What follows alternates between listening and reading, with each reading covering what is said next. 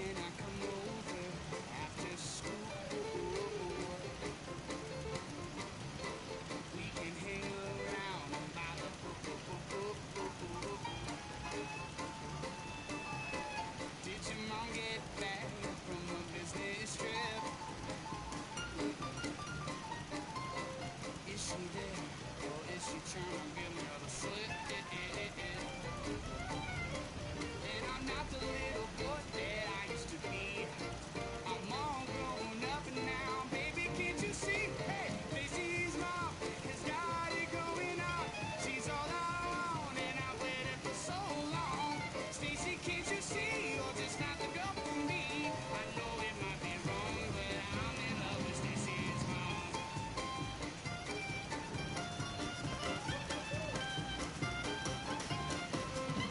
Stacy, do you remember when I mowed your lawn? Your mom came out with just a little bit of towel.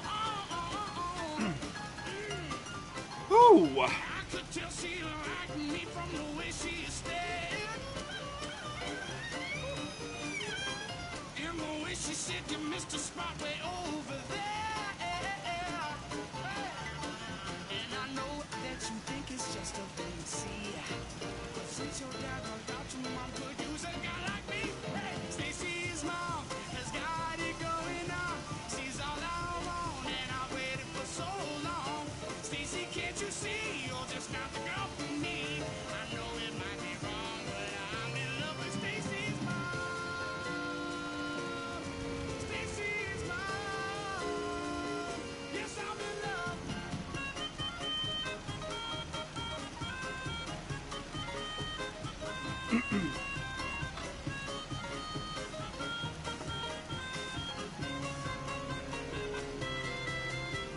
Stacy's mom has got it going on. She's all I want, and I've waited for so long. Stacy, can't you see? You're just not the girl for me. I know it might be wrong, but I'm in love with Stacy. Speed it back.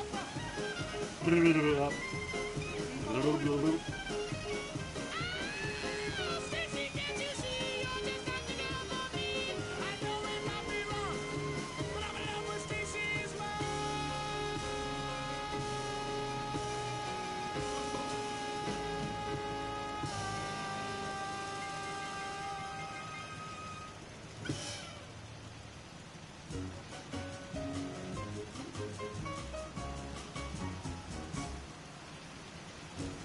Woke up this morning, jumped out of bed, put on my best suit, got in my car, raced like a jet, all the way to you. Knocked on your door with heart in my hand to ask you a question, 'cause I know that you're an old-fashioned man. Can I have your daughter for the rest of my life? Say yes, 'cause I need to know. You say I'll never get your blessing till the day I die. Tough luck, my friend, the answer is no. Why you gotta be so rude? Don't you know I'm human too? Why you gotta be so rude? I wanna marry you anyway. I'll marry you anyway. No matter what you say, we'll be a family. I hate to do this, you leave no choice. Can't live without her. Love me or hate me, we will be both standing at that altar. Or we will run away to another galaxy. You know she is in love with me. She will go anywhere I go. Can I have your daughter for the rest of my life? Say yes, 'cause I need to know. You say I'll never get your blessing till the day I die. Tough luck, my friend, the answer is no. Why you gotta be so rude? Don't you know I'm human too? Why you gotta be so rude? I'm gonna marry you anyway. I'll marry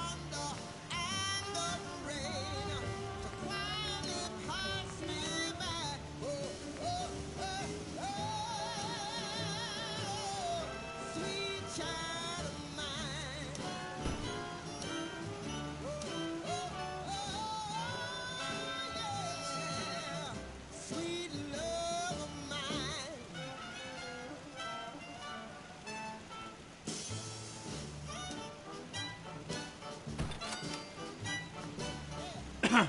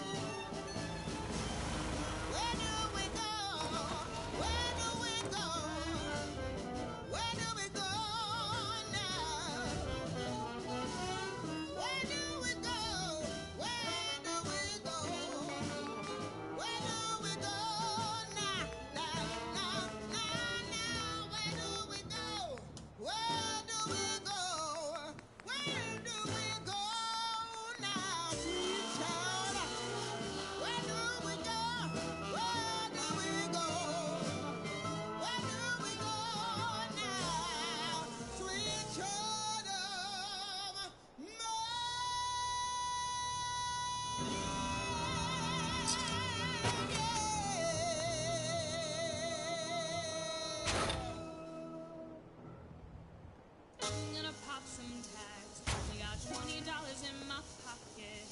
I'm hunting, looking for a come up. This is freaking awesome.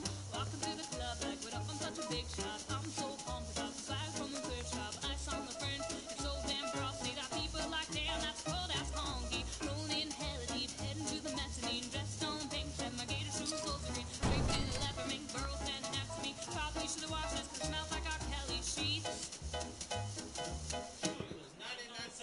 Bag it, popping it, washing about to go and get some compliments. Passing up, I'm mocking someone else has been walking it. Me and grungy at the man, Einstein, flossing and saving my money and hella happy that's a bargain. I'ma take your grandpa's style. I'ma take your grandpa's style. No, for real, ask your grandpa, can I have his hand-me-downs? The low jumpsuit and some house slippers. Dookie brown lead jacket, I found digging. They had a broken keyboard, I bought a broken keyboard. I bought a ski blanket and then I bought a kneeboard. Hello, hello, my ace man, my mellow. Dominic and nothing on my friend's game, hell no. I can take some bro wings, make moves, sell those. Sneaker heads to be like, oh, he got Velcro, so I'm gonna pop some tags.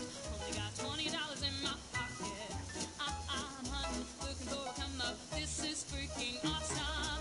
I'm gonna pop some tags. Only got $20 in my pocket. I'm hunting, looking for a come up. This is freaking awesome. What you knowin' about rockin' a wolf on your noggin? What you knowin' about wearing a fur fox skin? I'm digging, I'm searching through the luggage. One man's trash, that's another man's come up. Thank you, granddad, for donating our plaid. Button up the shirt, I'm in here searching. I'm at the Goodwill, you can buy me in the upstairs. I'm not sick of searching in that section. Yo, Grammy, yo, auntie, mommy, yo, mammy. I will take those when zebra pajamas. They be like, oh, that Gucci, that's hella tight. I be like, yo, the $50, that ain't right. Limit edition, let's do some addition. That shirt hella dough. And having the same one as 6 other people in the club is a hella dough. Peep game, come take a look through my telescope. Trying to get them girl with that brand man you hella won't. I'm gonna pop some tags. Only got $20 in my pocket. I'm hunting, looking for a come up. This is freaking awesome. I'm gonna pop some tags. Only got $20 in my pocket. I'm hunting, looking for a come up. This is freaking awesome. I'll wear your granddad's clothes. I look incredible. I'll wear that big fur coat from that thrift shop down the road. I'll wear your granddad's clothes. I look incredible. I'll wear that big fur coat from that thrift shop down the road. Salvation Army.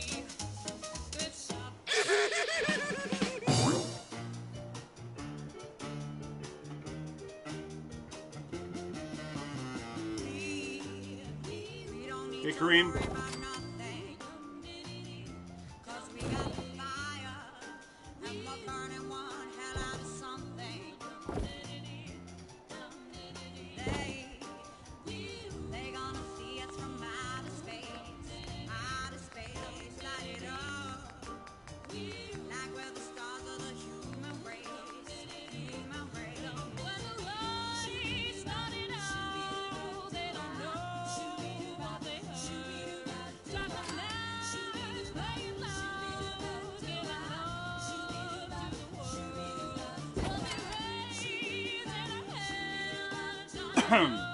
They gave all the ghouls hair.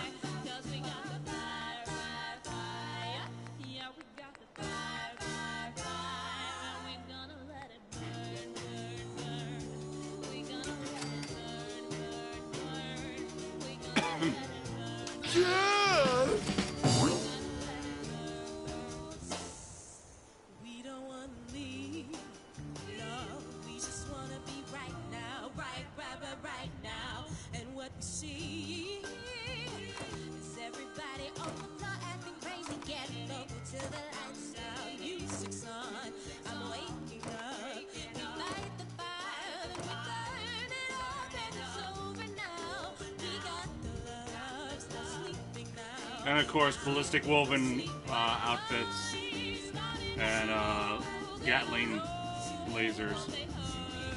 You know, just in case.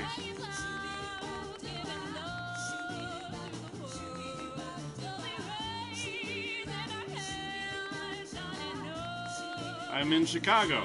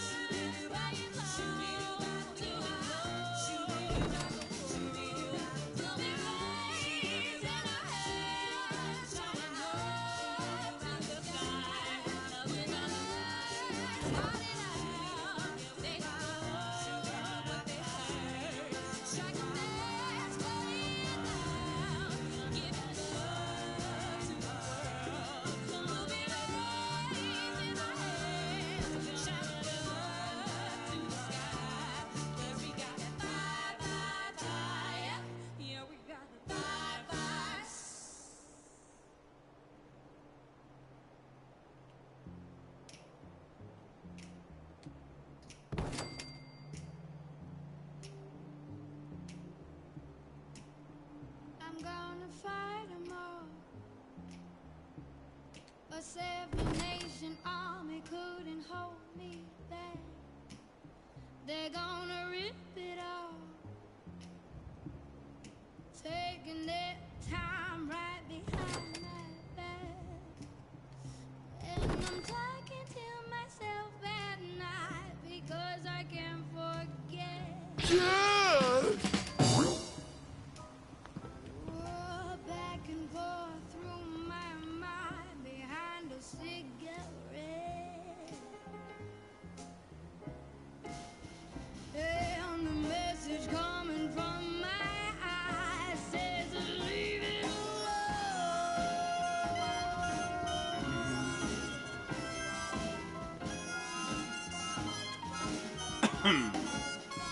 Don't wanna hear about it. Just waiting for 100% happiness, slightly, and One's got a needing to, you know, decorate slightly.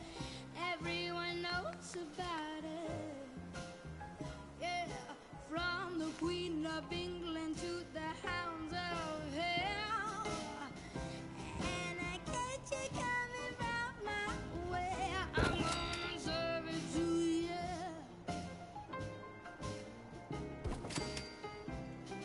And that ain't what you wanna hear, but that's what I'll do.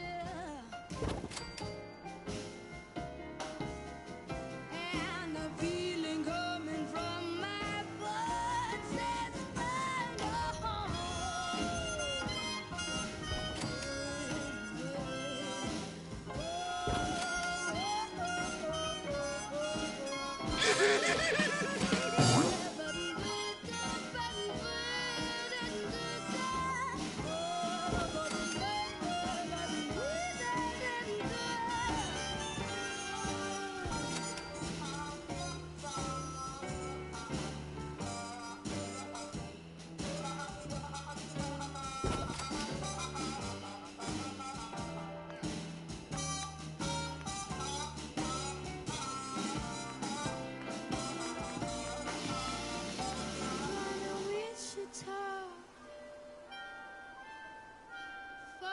from this arbor forevermore.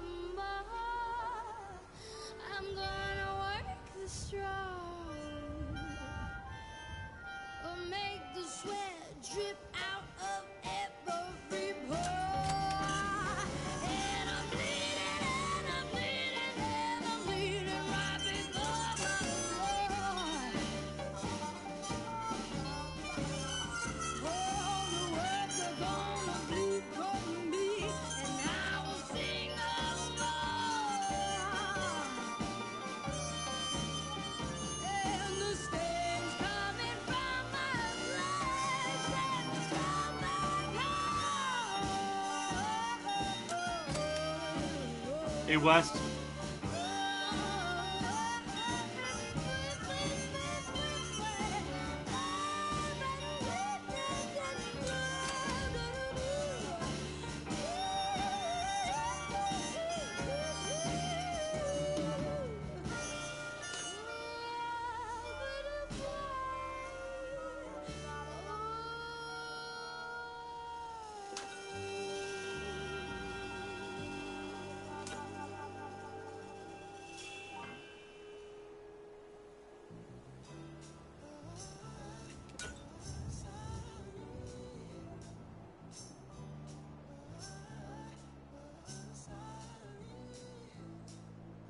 You gotta go and get angry at all of my honesty.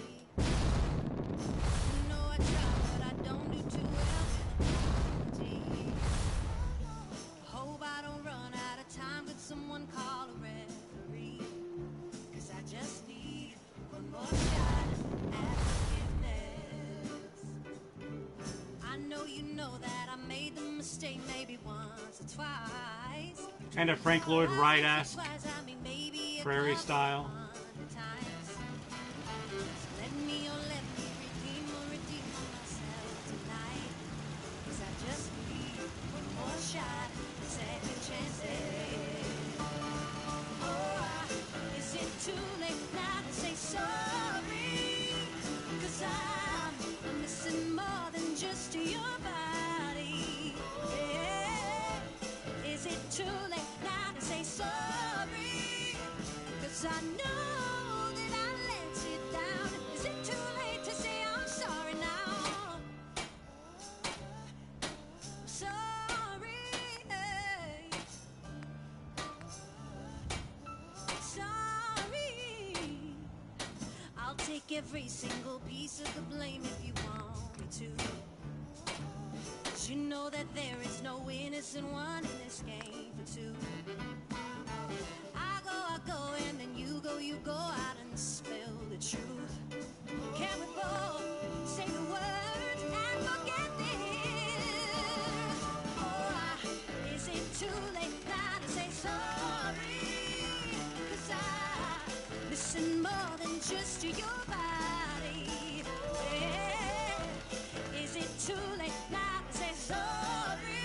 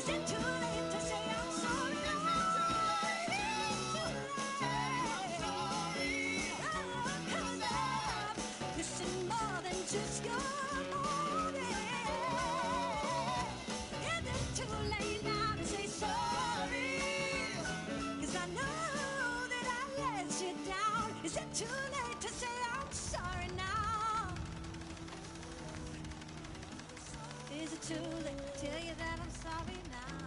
Morning, Z. Is it too late to tell you that I'm sorry now?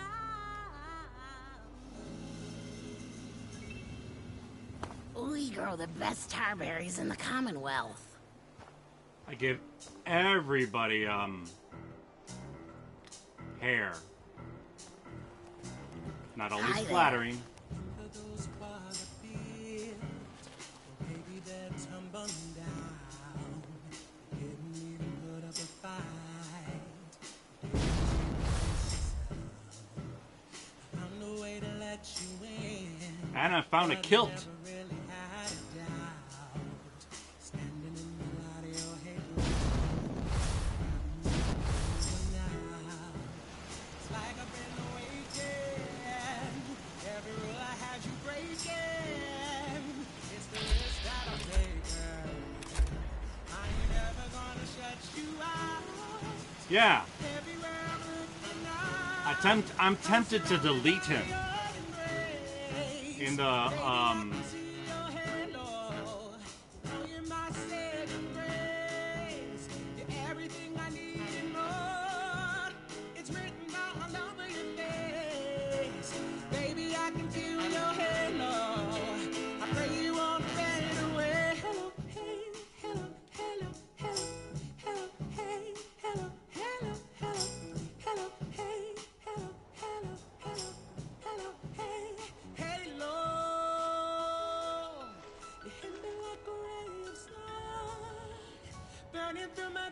I've done a lot of nothing to this place. I've just, you know, kind of like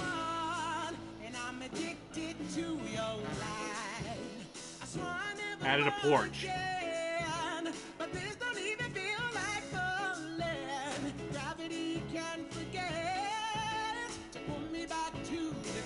That would have been funny if the happiness went up to 100% immediately.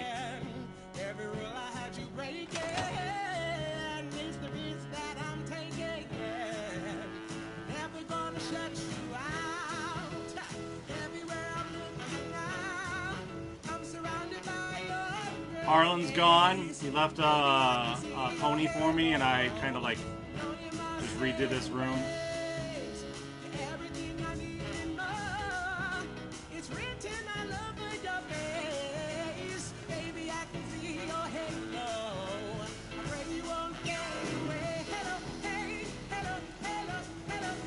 Hello, hey, hello, hello, hello, hello, hey, hello, hello, hello.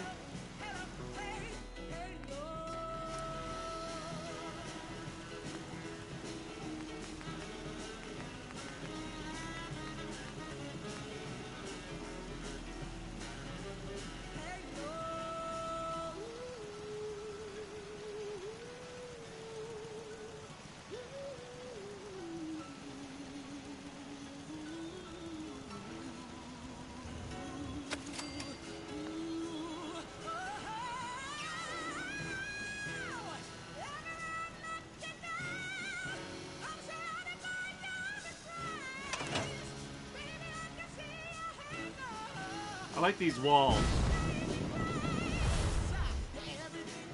Because I always wanted a wall over here, but from this side you can't see anything, but I don't know if NPCs can actually see through it, you know what I mean?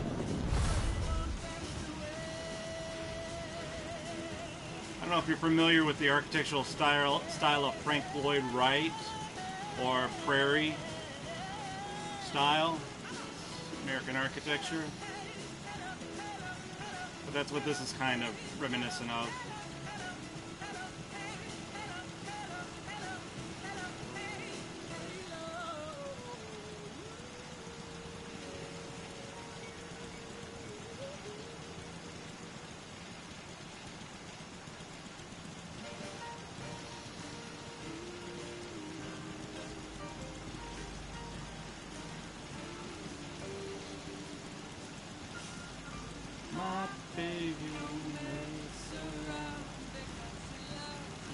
Alright, I need to go away and then come back.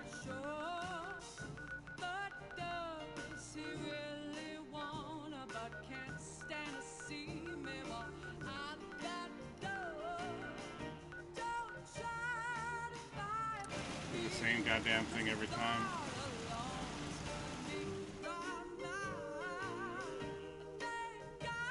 The turrets aren't down. But was there a couple of them down? Damn it.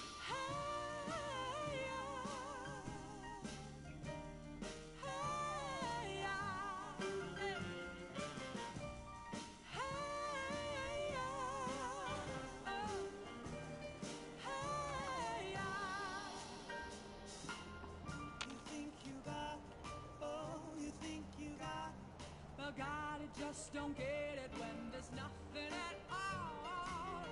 We get together, oh, we get together, but separate's always better when there's feelings involved. Know what they say is nothing is forever. Then what makes Law and order has prevailed.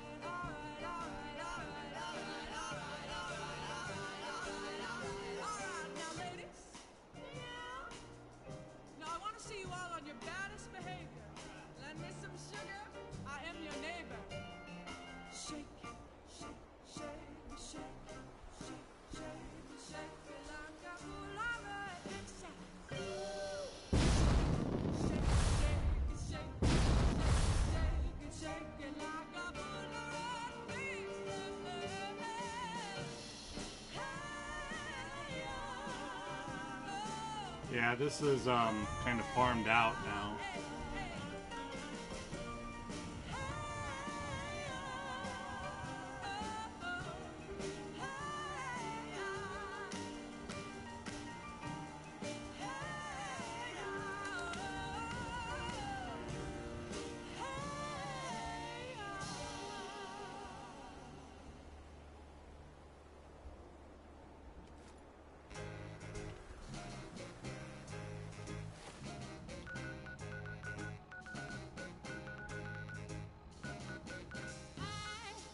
%! Yay! All I needed to do was go away.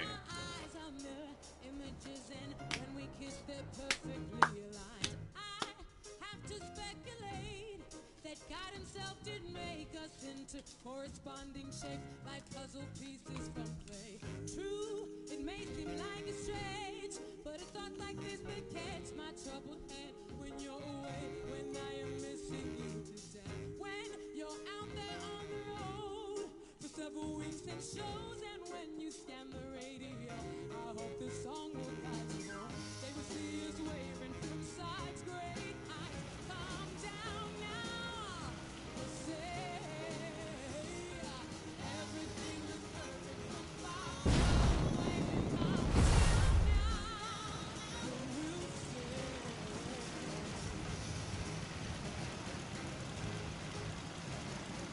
Good eye. See? Jesus.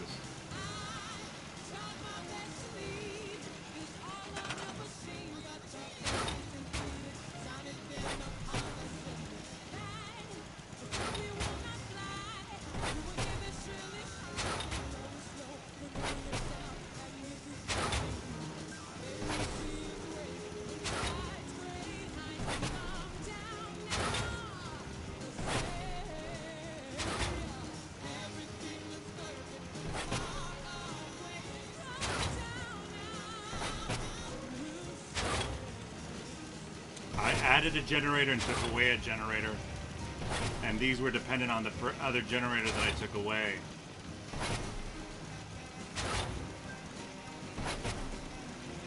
So even though there's a generator giving power to them,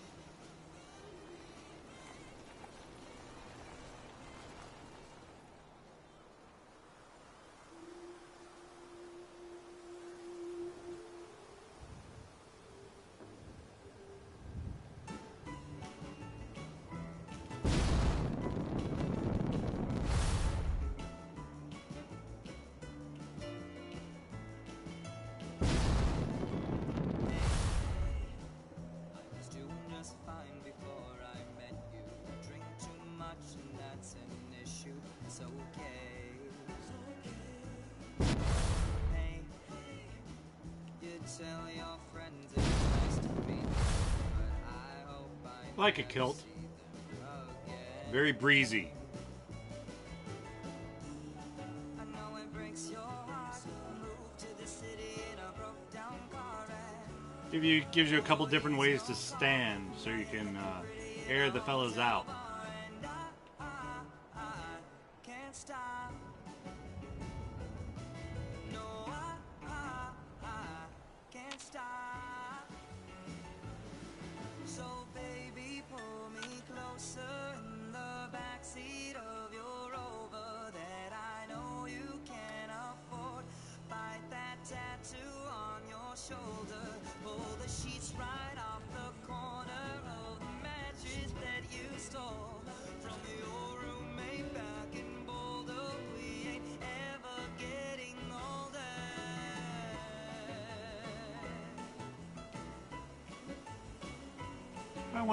Why won't any of this respawn for me? We ain't ever getting older.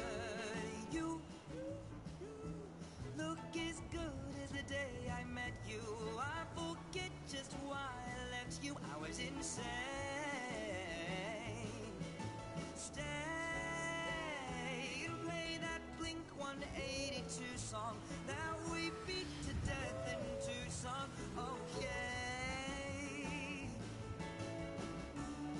I know it breaks your heart. Move to the city in a broke down car and 4 years no call. Now you're looking pretty in a hotel bar and I can't stop. No, I can't stop. So baby, pull me closer in the backseat of your Rover that I know you can afford. Pull the tattoo on your shoulder. Pull the sheets right off the corner of the mattress that you stole from your Well, roommate back in Boulder. We ain't ever getting older. We ain't ever getting older. We ain't ever getting older. We ain't ever getting older.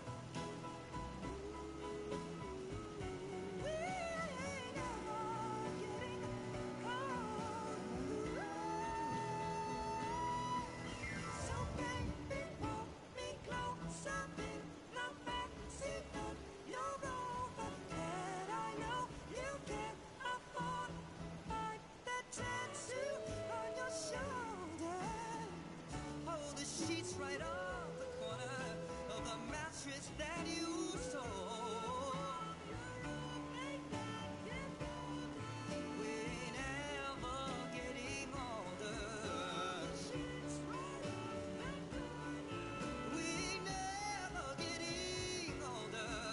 So baby, pull me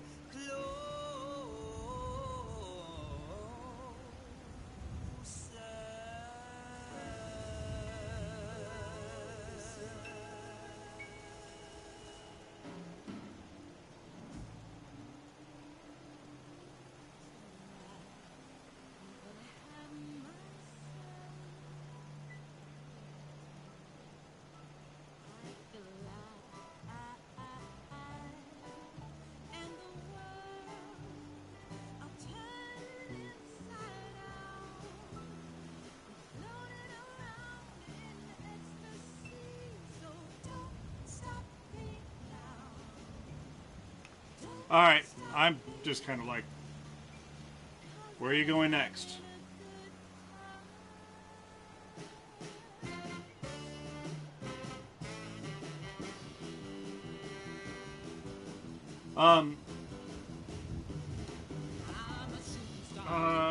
Going to, a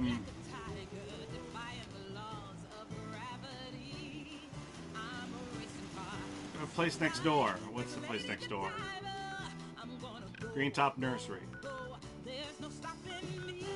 So I got 1, 2, 3. Then I got Finch Farm and Country Crossing to do after that.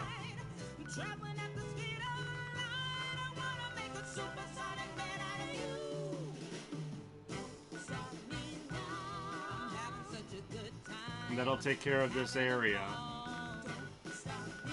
This side. Because I've already done 10 Pines Bluff.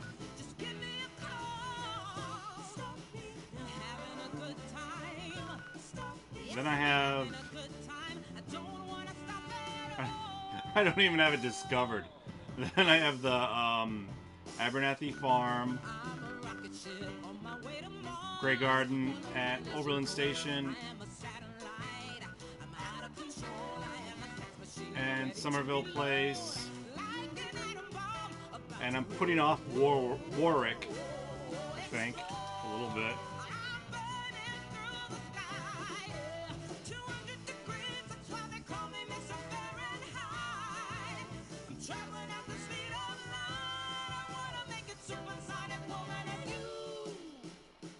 To the last. All right, now we all know that life is too short for regrets, so I don't want you to. I did not build a Nuka World yet. Doing anything. I want you to go out and love somebody and live your life. I know I will. I'm gonna have a good time. Gonna have a good time. Gonna have a good time. Gonna have a good time.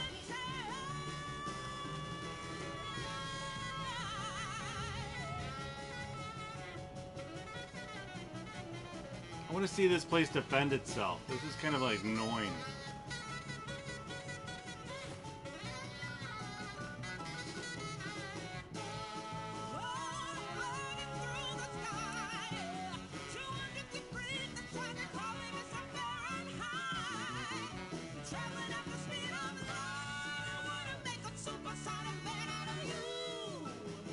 Don't stop me now. Such a good time. I'm having a ball.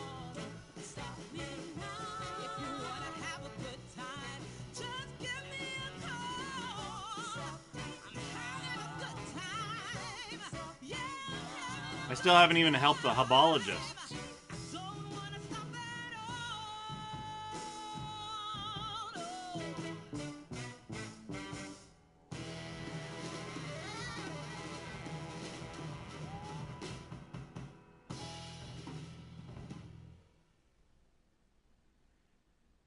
At first I was afraid, I was petrified, No, thinking it hasn't respawned since the last time I killed it. I want you by my side. And I asked you thinking how did we wrong? Wrong. And I learned how to get along.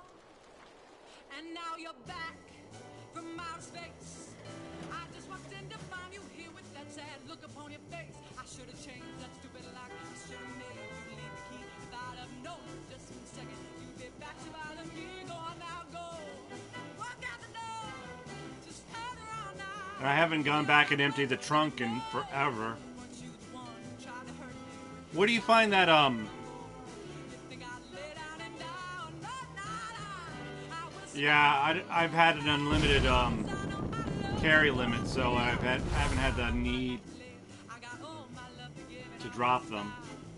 I will survive. Hey. 20,000.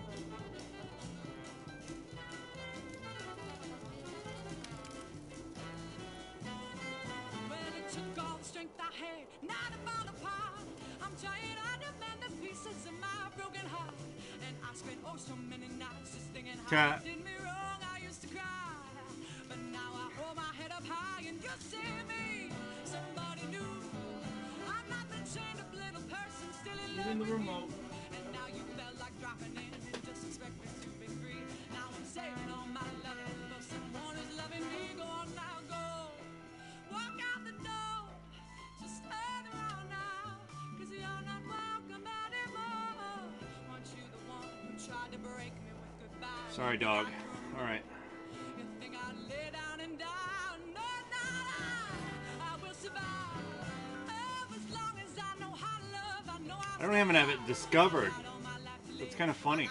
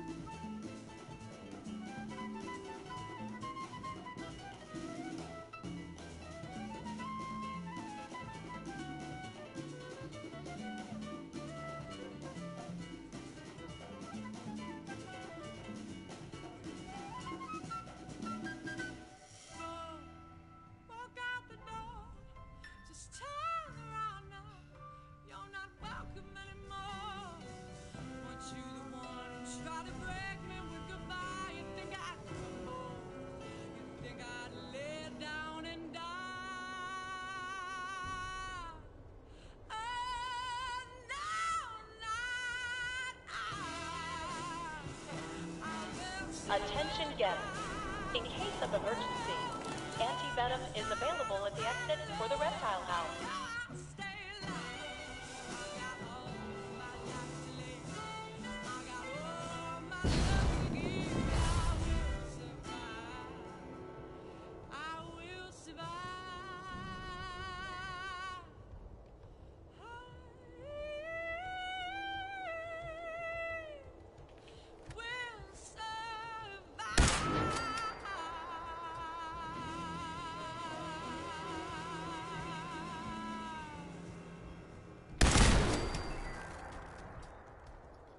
Floating turret.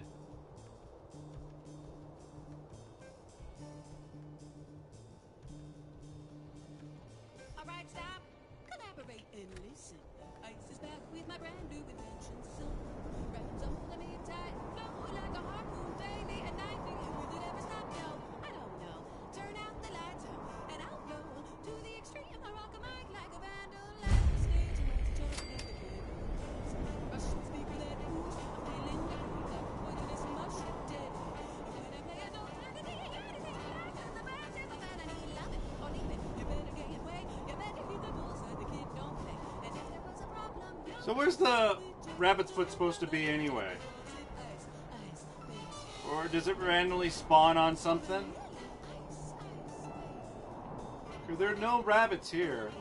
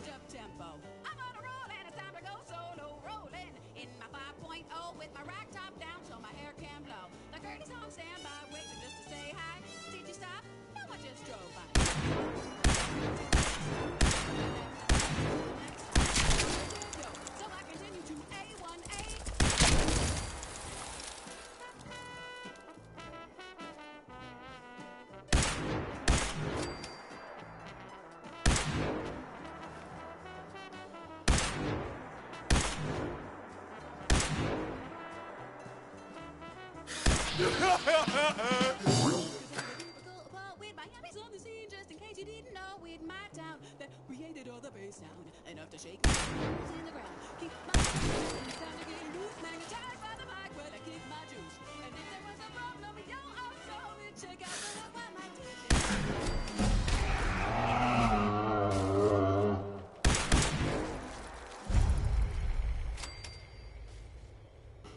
Ice, ice, baby.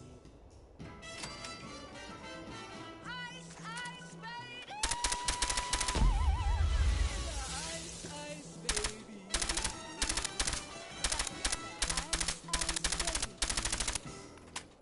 Word to your mother.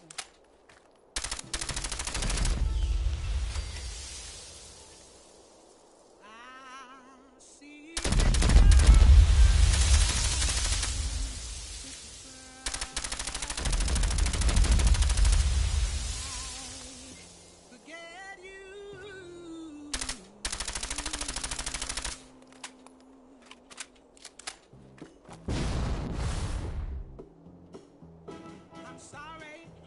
Can't fall. That don't mean I can't get you there. I guess he's an extra in a moratorium. But the way you play your games ain't fair. I pity the fool that falls in love with a jail. Oh, she's a gold digger, just thought you should know. I got some news for you. You know what, baby, you can tell your new boyfriend this. I see you driving around town with the girl I love, and I'm like, look at you. Although this change in my pocket wasn't enough, I'm like, forget you and forget her too. Said if I would reach her, I'd still be with you. But ain't that some ain't that some although this pain in my chest, I still wish you the best. But I forget you. Now I know that I had to borrow, begging, stealing, lying, cheating, and trying to please you, and trying to keep you. See what you ask, don't know. I pity the fool that falls in love with you. She's a gold digger, just thought you should know. You know what, baby, you making me so mad right now. 'Cause I see you driving around town with the girl I love, and I'm like, forget you. Although this change in my pocket wasn't enough, forget you and forget her too. Said if I was rich, I'd still be with you.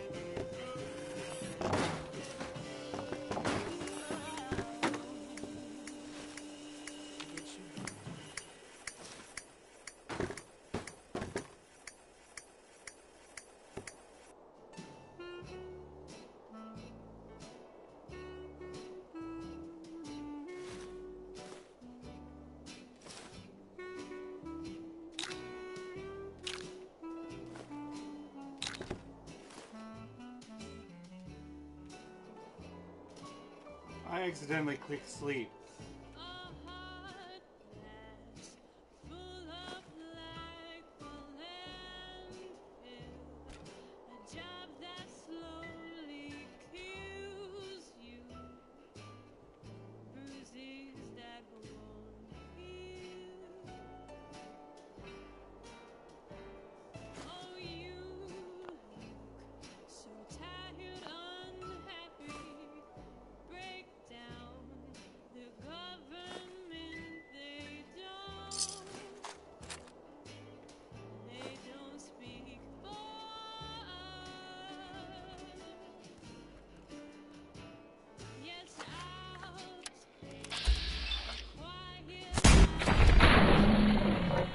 Check it out, I got a rabbit's foot. Kidding.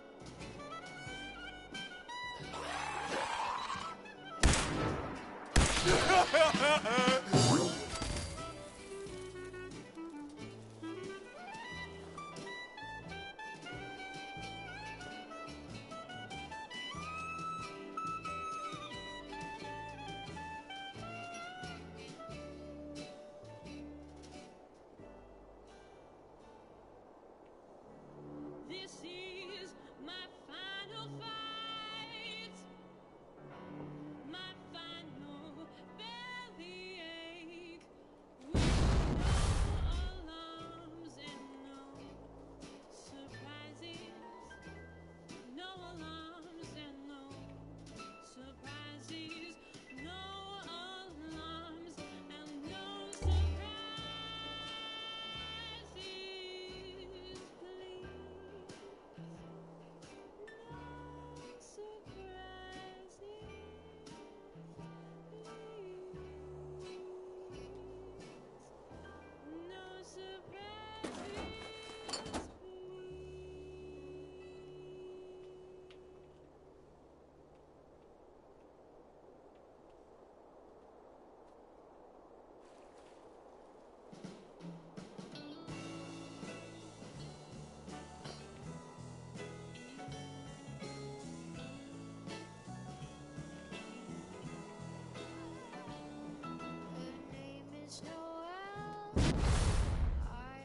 What supposedly spawns it, or is it a legendary thing?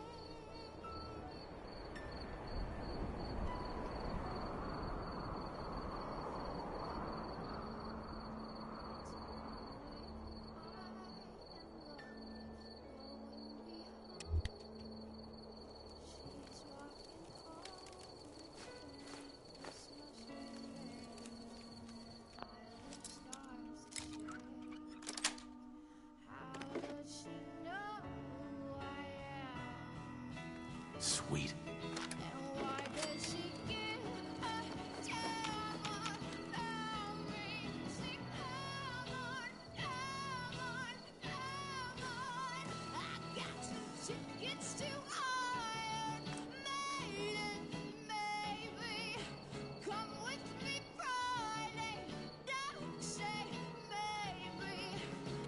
Just a teenage dirtbag baby like you.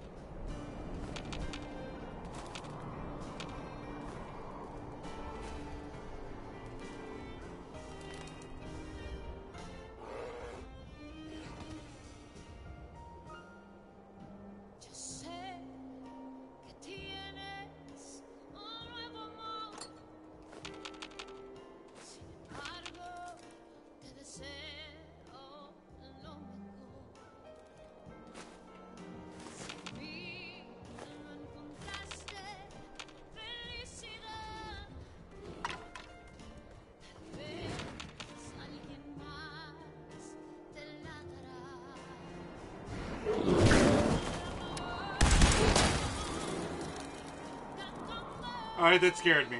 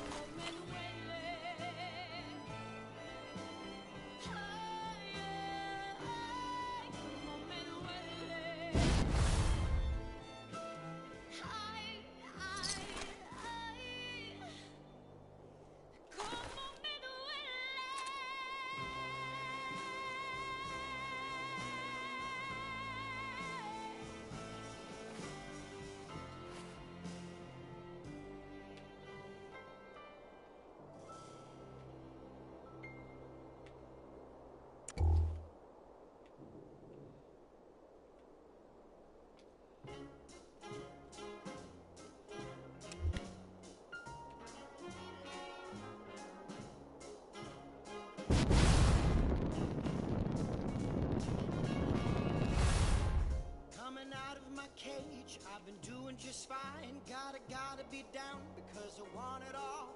It started out with a kiss. How did it end up like this? It was only a kiss. It was only a kiss.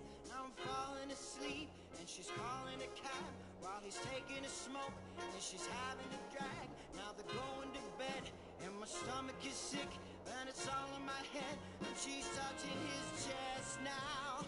He takes off her dress now. Let me go.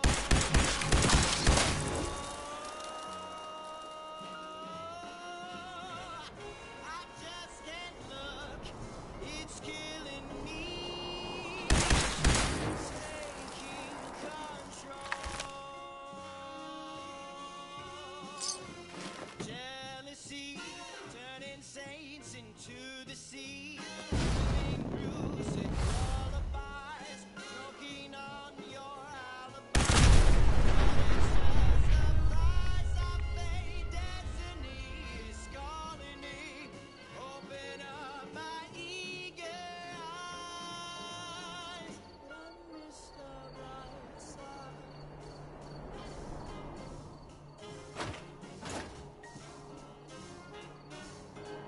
Coming out of my cage.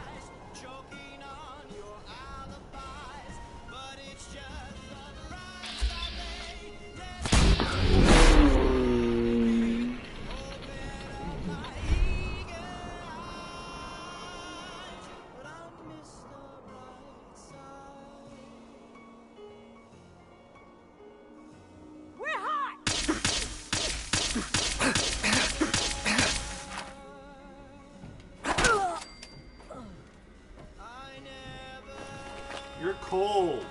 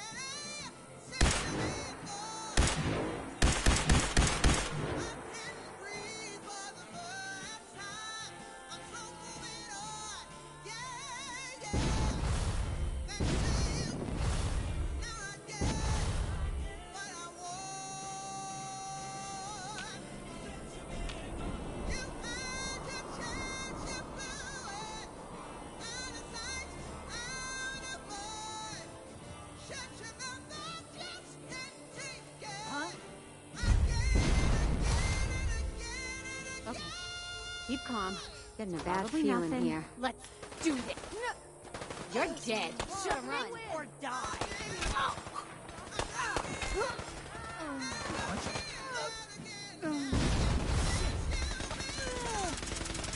Getting cagey. Need a drink. I was getting bored.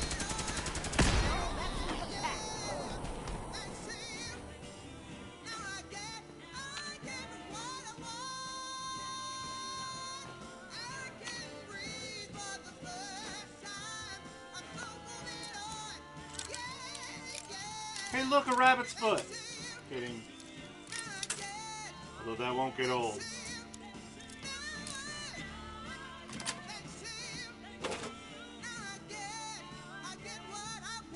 I can't help but think it's a scam.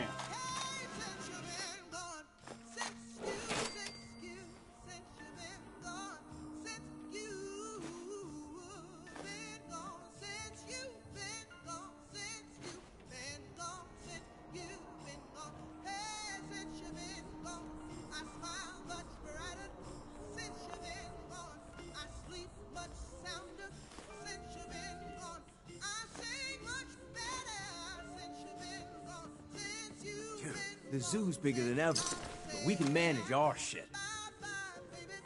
Literally.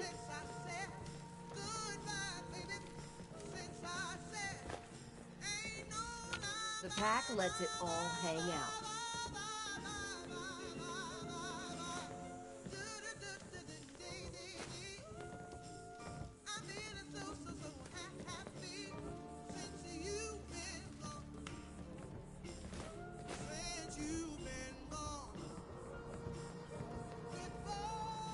Really cleaned out the nest, boss. This place is hot now.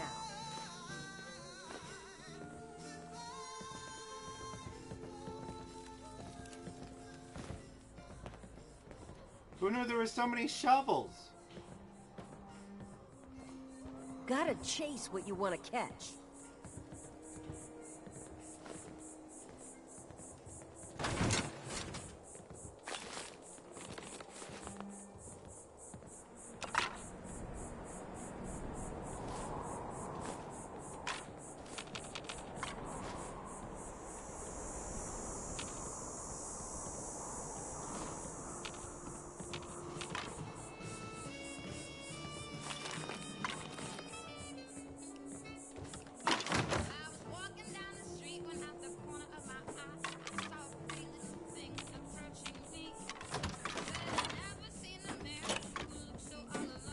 Thought we'd have to put you in your place.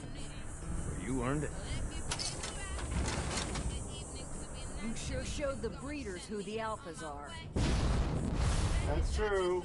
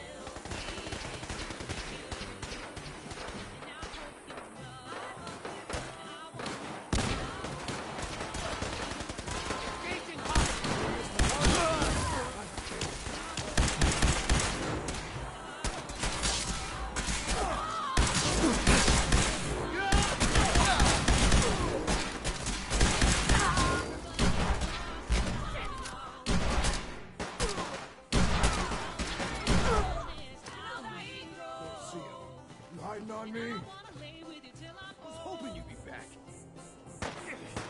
Gonna leave us good. Don't be scared. This'll be over real soon.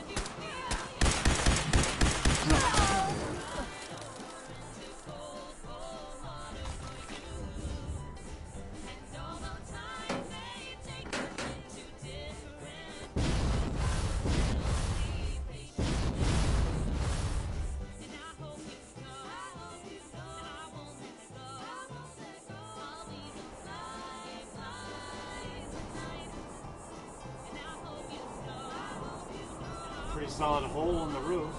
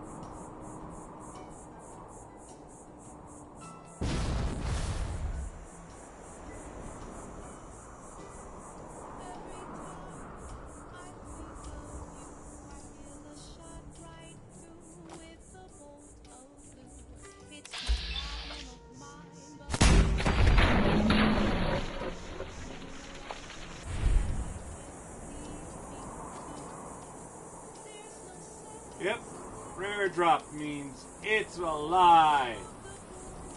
You know, any bozo can fill in a Wikipedia page. Why, I've edited many of them. Wait a minute, I'm not a bozo.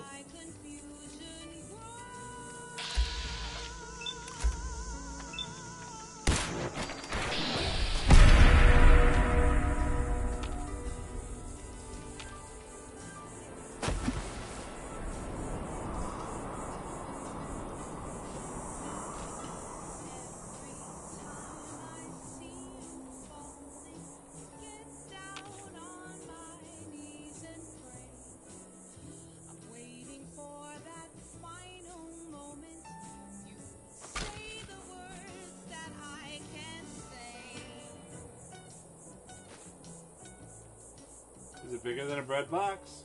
Bam! Good joke.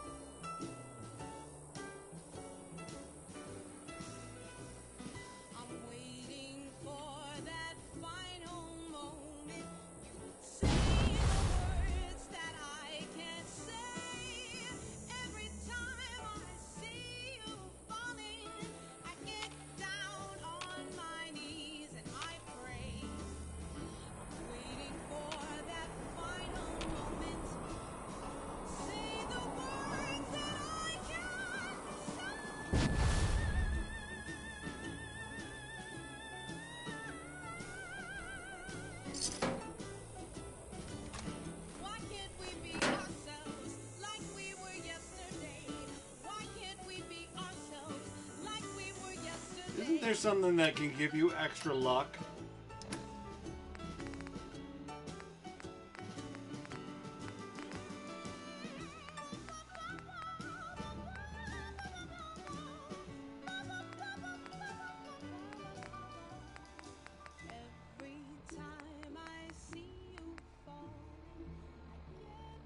Day Tripper, but that gives me charisma and I can't use that.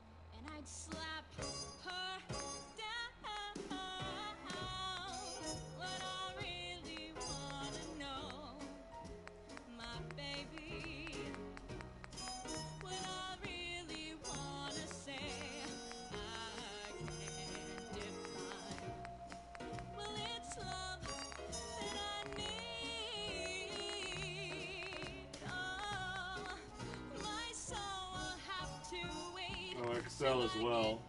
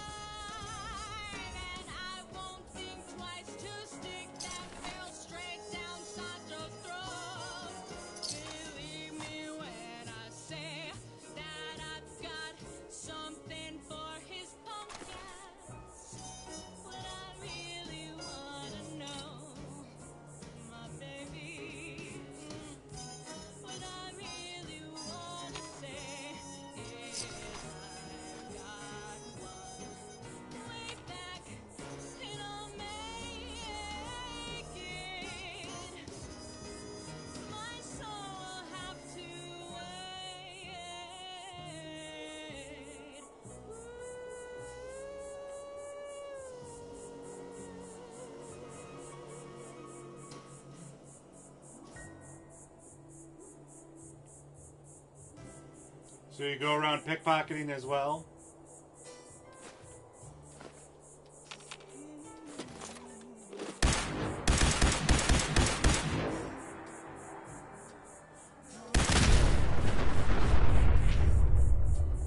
Worth it.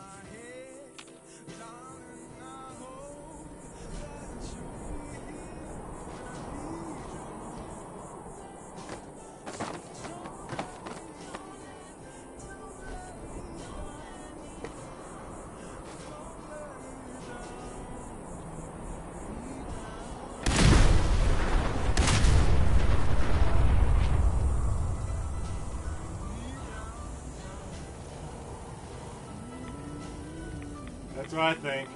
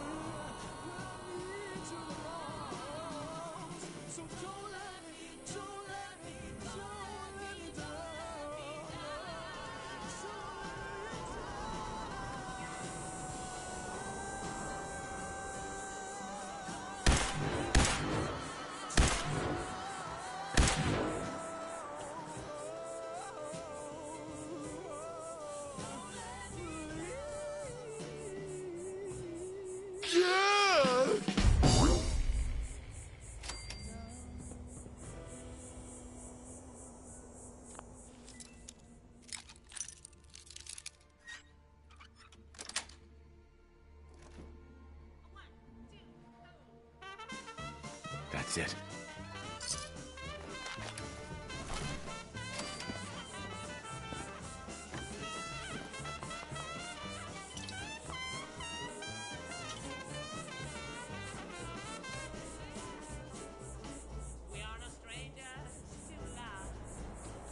This guy does not belong in this game.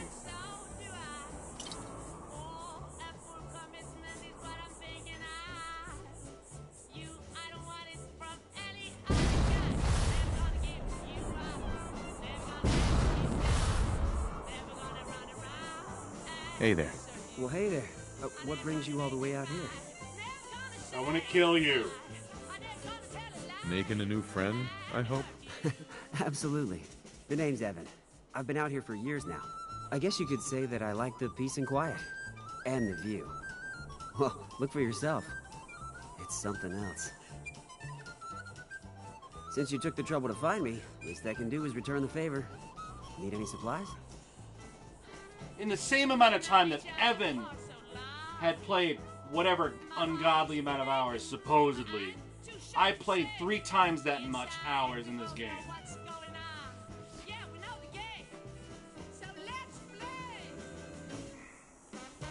Sure. A couple dozen mini nukes would do the trick. No? No. I'm afraid that's a bit beyond my reach. Let me see what I have. Here you go. I found this on the outskirts of Nuka World a while back. It ain't doing me any good. Die! Well, it's been nice having a visitor. Feel free to stay for a while, and help yourself to anything else I have laying around the place. Don't mind me. I'm just gonna hang out around here and enjoy the view. Hi. Heck of a view, isn't it?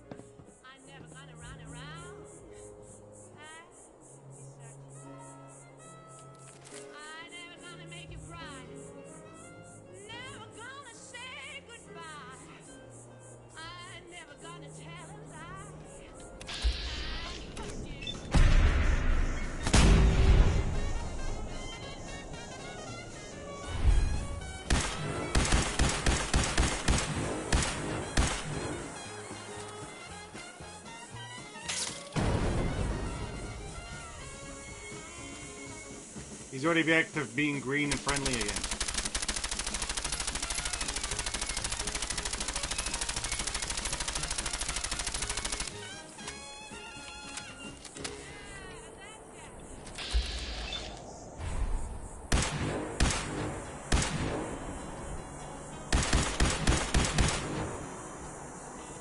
All right.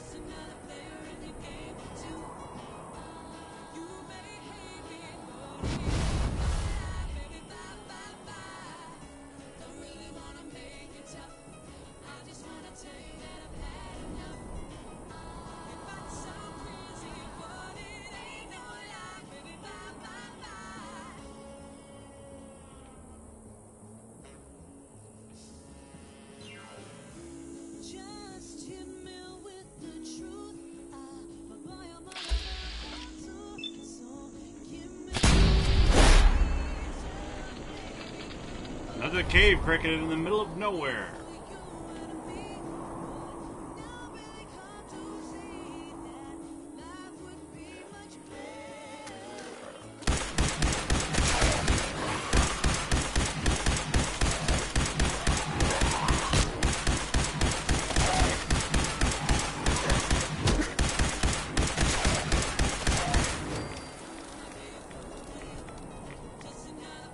I don't know how to aim.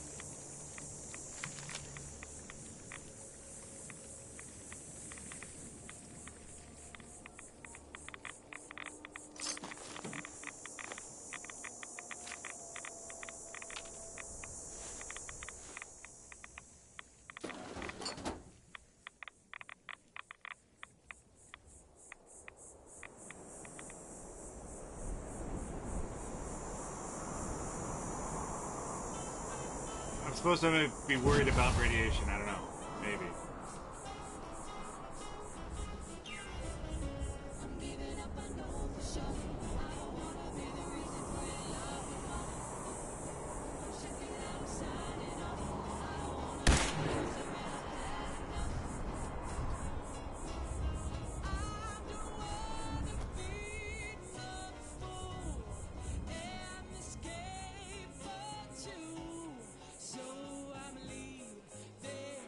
You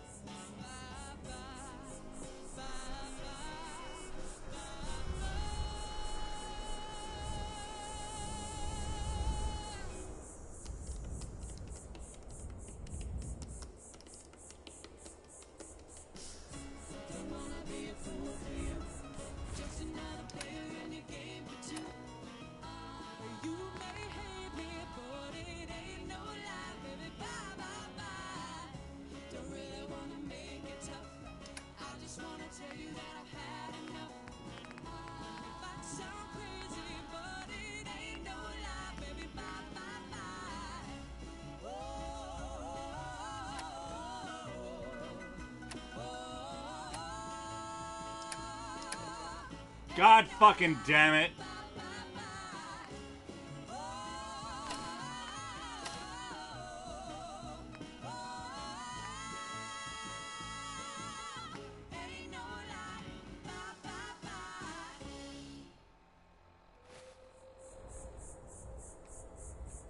I can't wear that outfit because of the fucking charisma. Shit.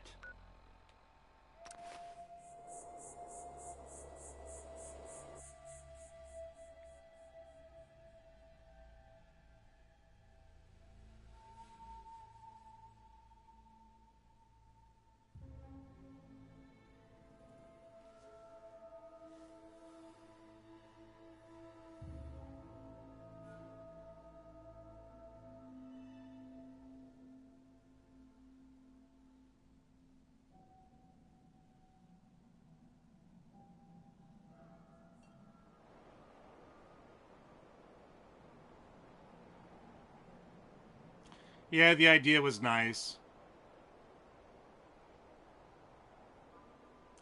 They put him in the game because he was blah, blah, blah, blah, blah, blah, blah, blah, blah. Biggest fan, blah, blah, blah, blah, blah, blah, blah, blah, blah. Him and his brother did blah, blah, blah, blah, blah, blah, blah, blah.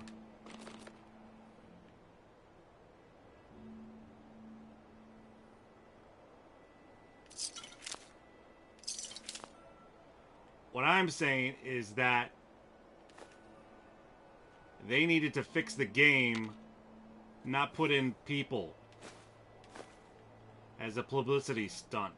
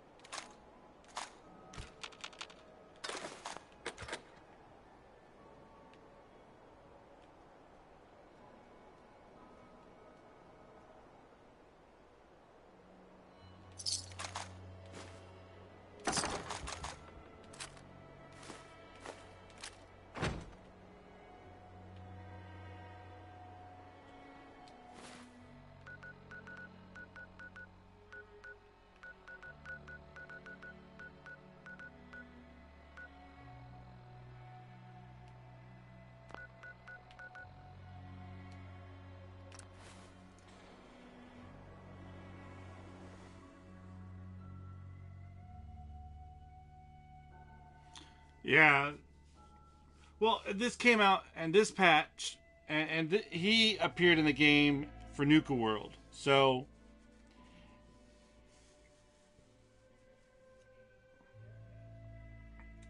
by Nuka World,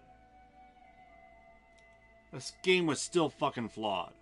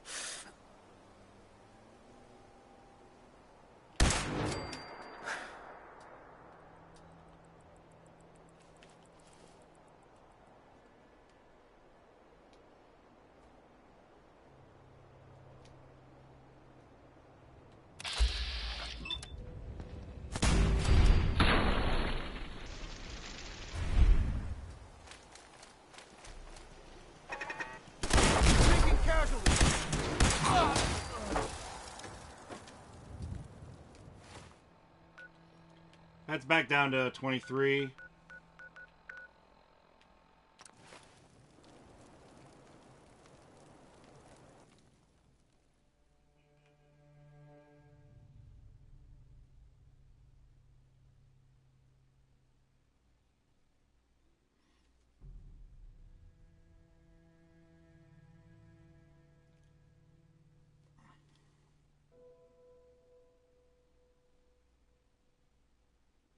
And having the limit of raiders in your settlements based on your charisma without having a cap to it sucks.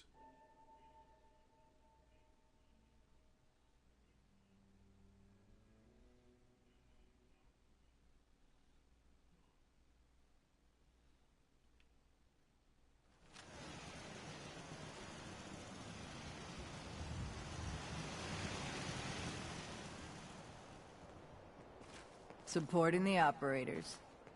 Smartest thing a lot of us have done in our lives.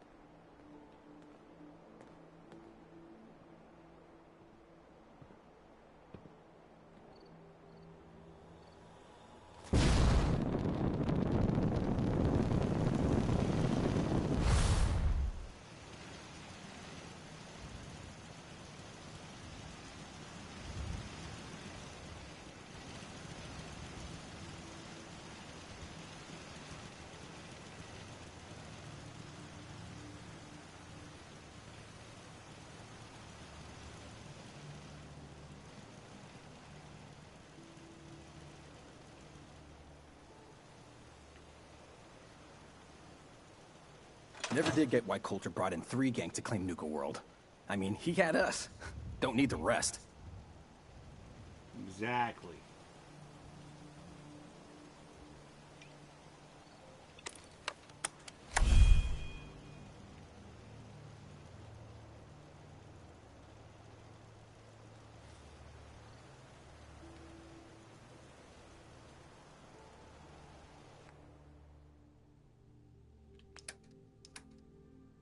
He's gonna go boom.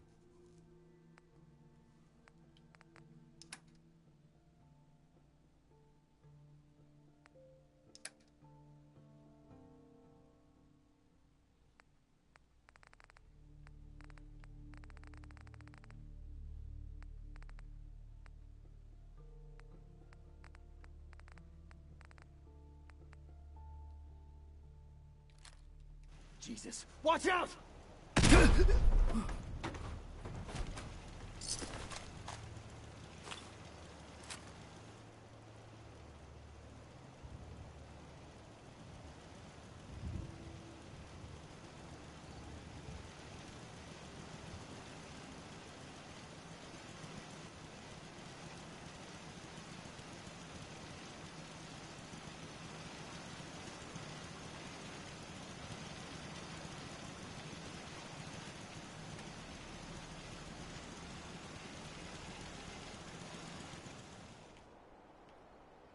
No one's mad at me, so that's good.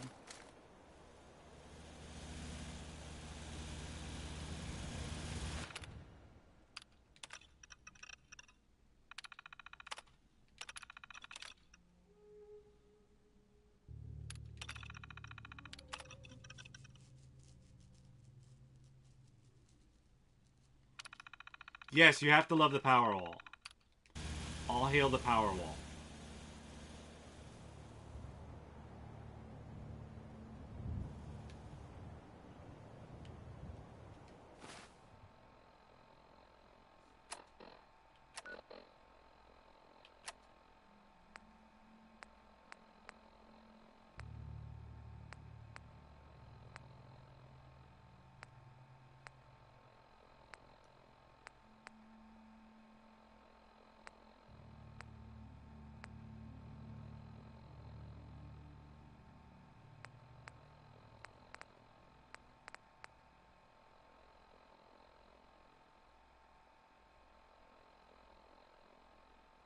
Ugh. There's more than 22 beds. There's 24 beds there.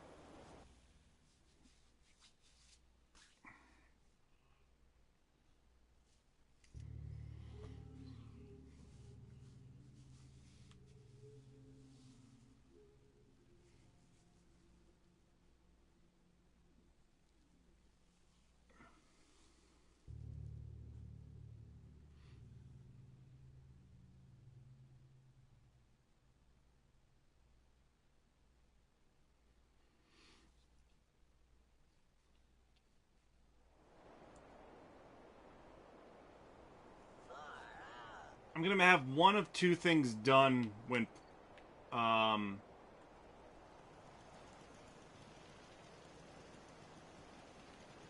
meet Preston.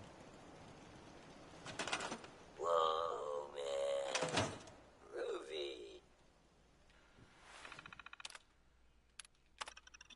Groovy. Make a hard save. That way I can see what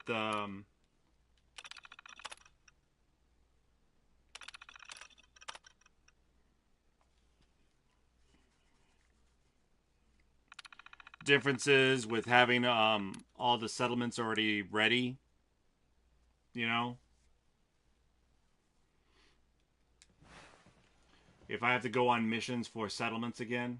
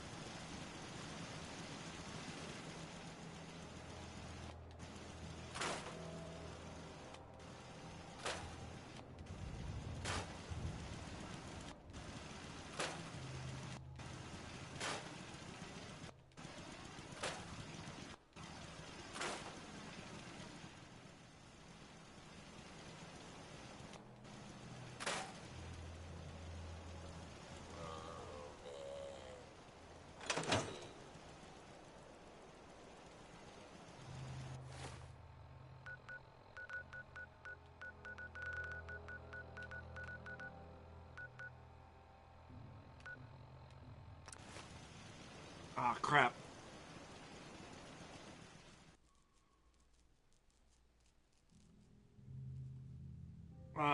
Maybe I can pickpocket this one as well.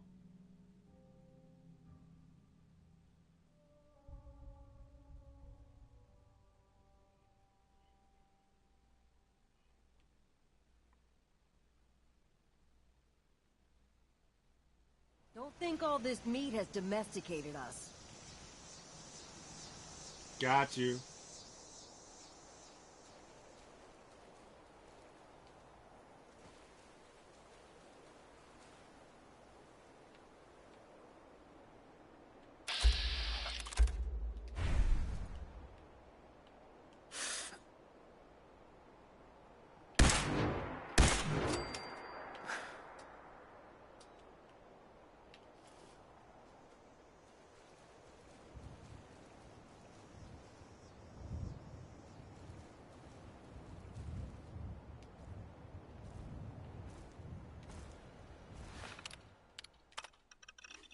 This is so stupid.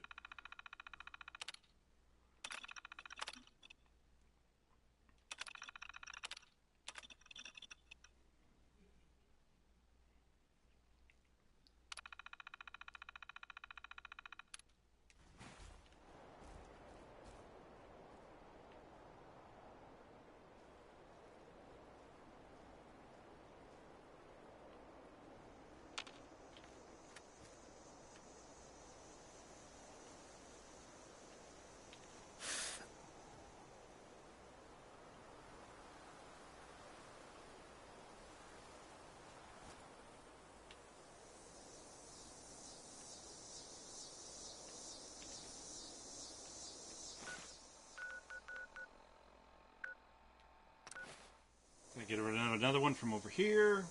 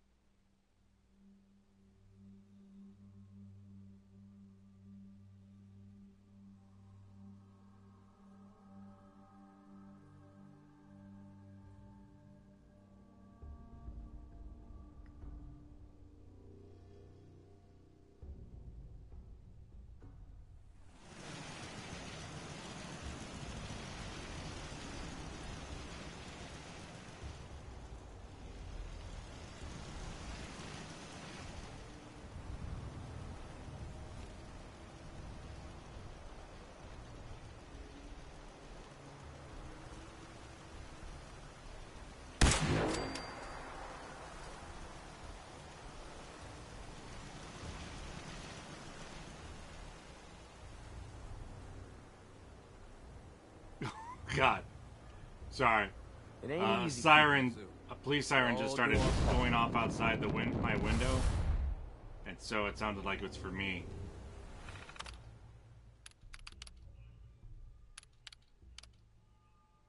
Just because I'm killing my settlers. Only one of them.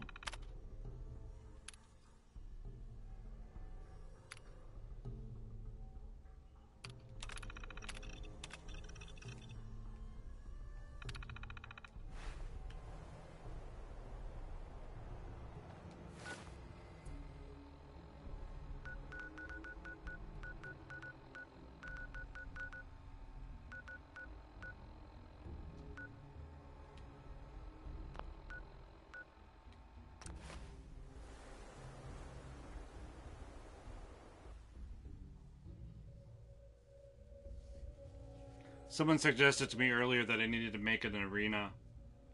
A fighting arena.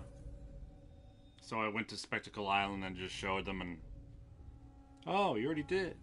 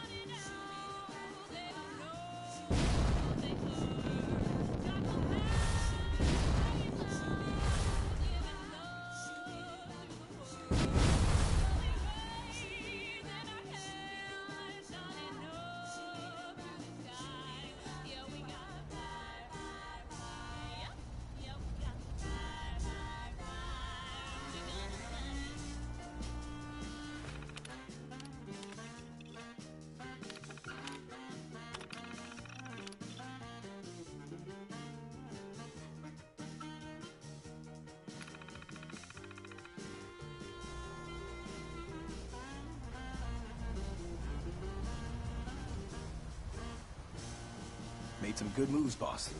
Guess Gage knew what he was doing for once. Hell yeah.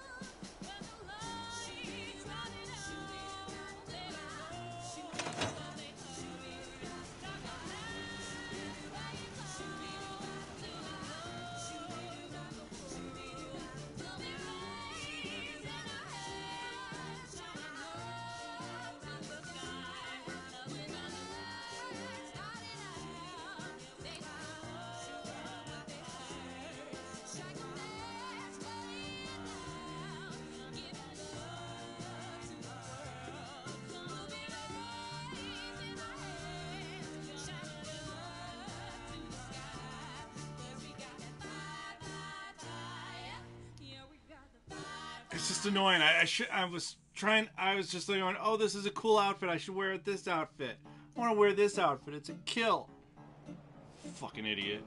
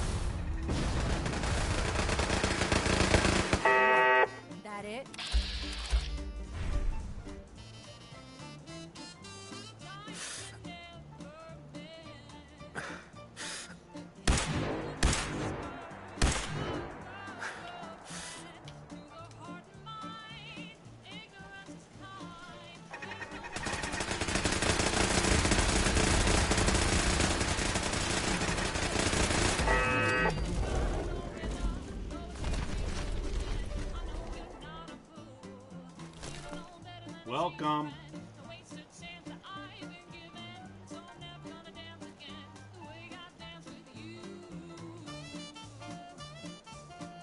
They all go to bed like they're supposed to.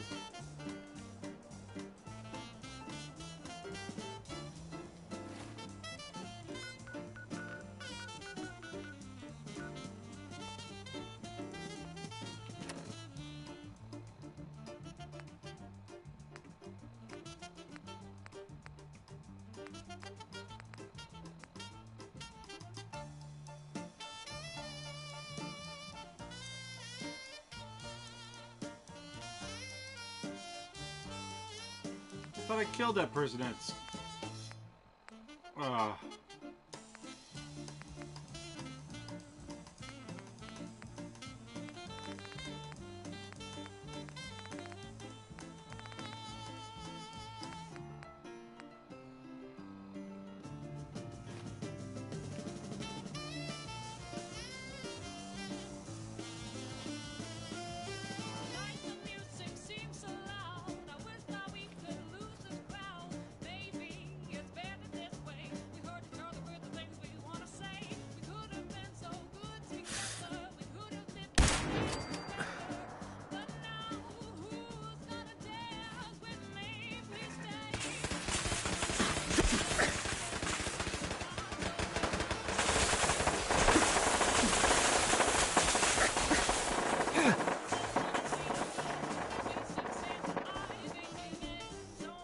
Still worth it.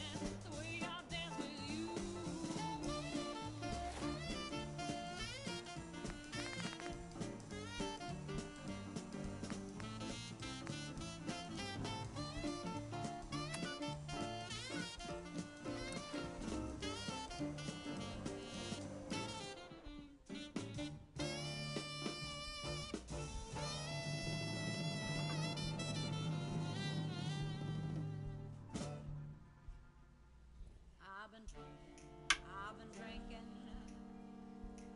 I'll get filthy when the liquor getting to me.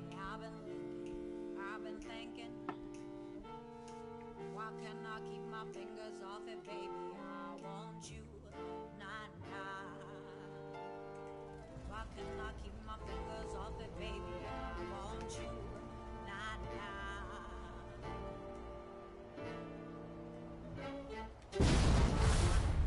Eyes on eye, feeling like an animal with these cameras all in my flashing lights. You got me faded, baby. I want you, nah. Can't keep your eyes off my fatty daddy. I want you, nah.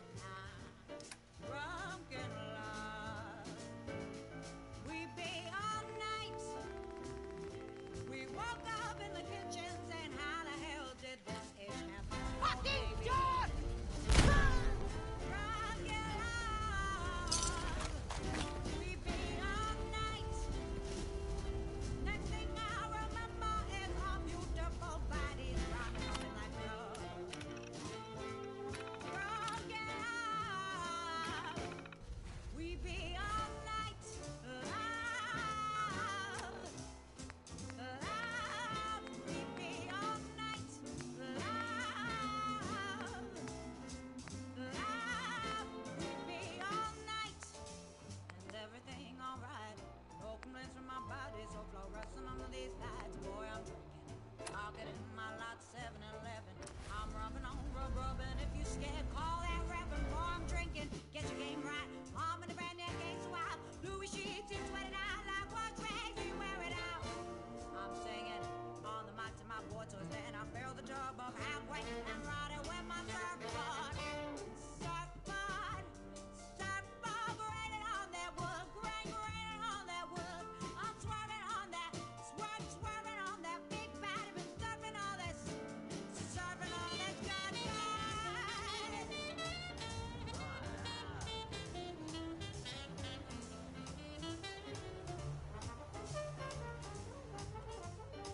Whoa, man.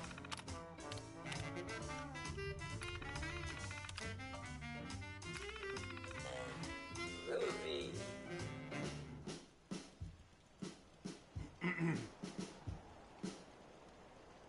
We be all night. We woke up in the kitchen saying, how the hell did this age happen on me? Far out. Rock it out. We be all night. Loud.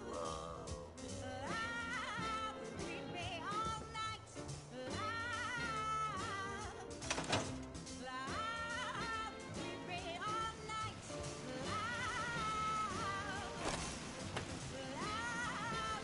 We be all night. Rock it Why don't you take care of that body?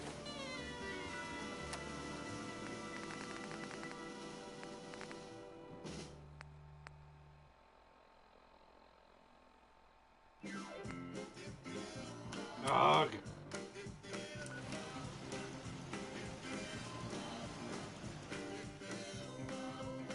I heard you feeling nothing's going right. Why don't you let me stop on by?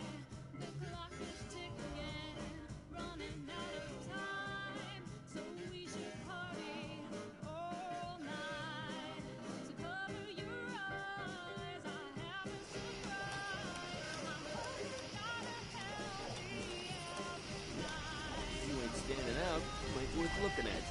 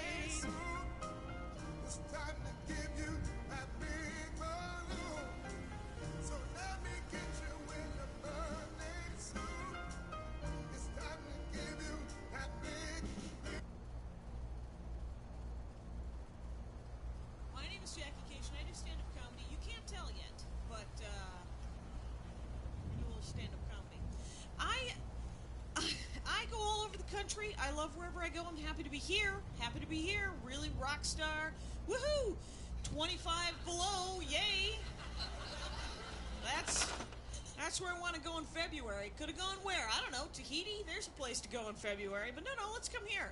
And, I used to live here. I grew up in the cold, but for some reason, it's over. My love affair with the freezing. And, we were really just on speaking terms anyway, so I never really liked it. But, I'm from Wisconsin originally. Anybody here from Wisconsin? My people are... Oh... That's amazing to me. And what cultural mecca do we all hail from here? Some planned golf community in Eden Prairie?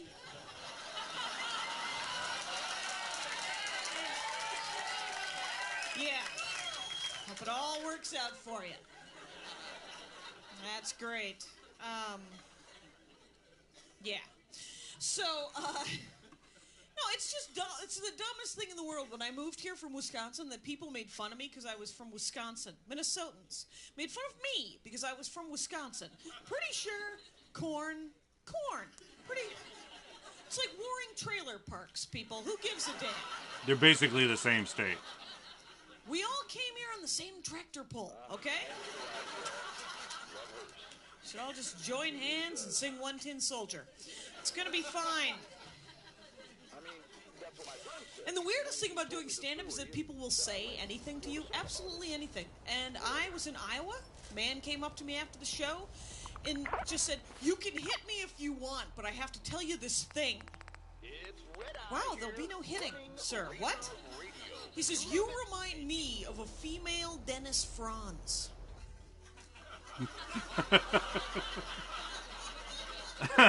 All right.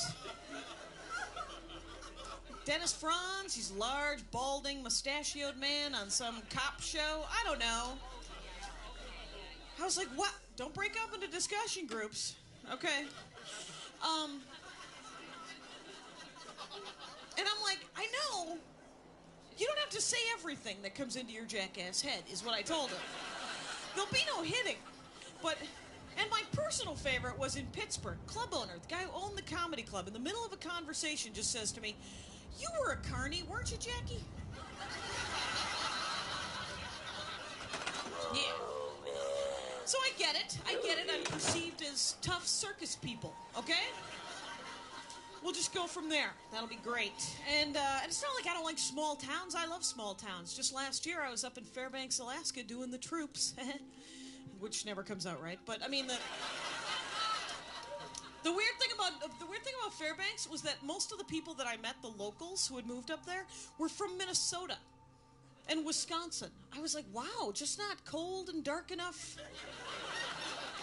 in Wisconsin. Let's move up to Fairbanks. Crawl into a bottle. Good idea. Last Christmas when I was here, I got an opportunity, a golden opportunity, to do a town last minute in North Dakota. A very small town in North Dakota. But my brother and sister both live here in Minneapolis, and I'd already promised my brother that I would dog sit for him. So I had to bring the dog with me to North Dakota to the show. And this town was enormously small, and it was small enough that they were excited to see the dog. "That's a new dog. Where'd you get that dog? That's a nice looking dog. What kind of dog is that?"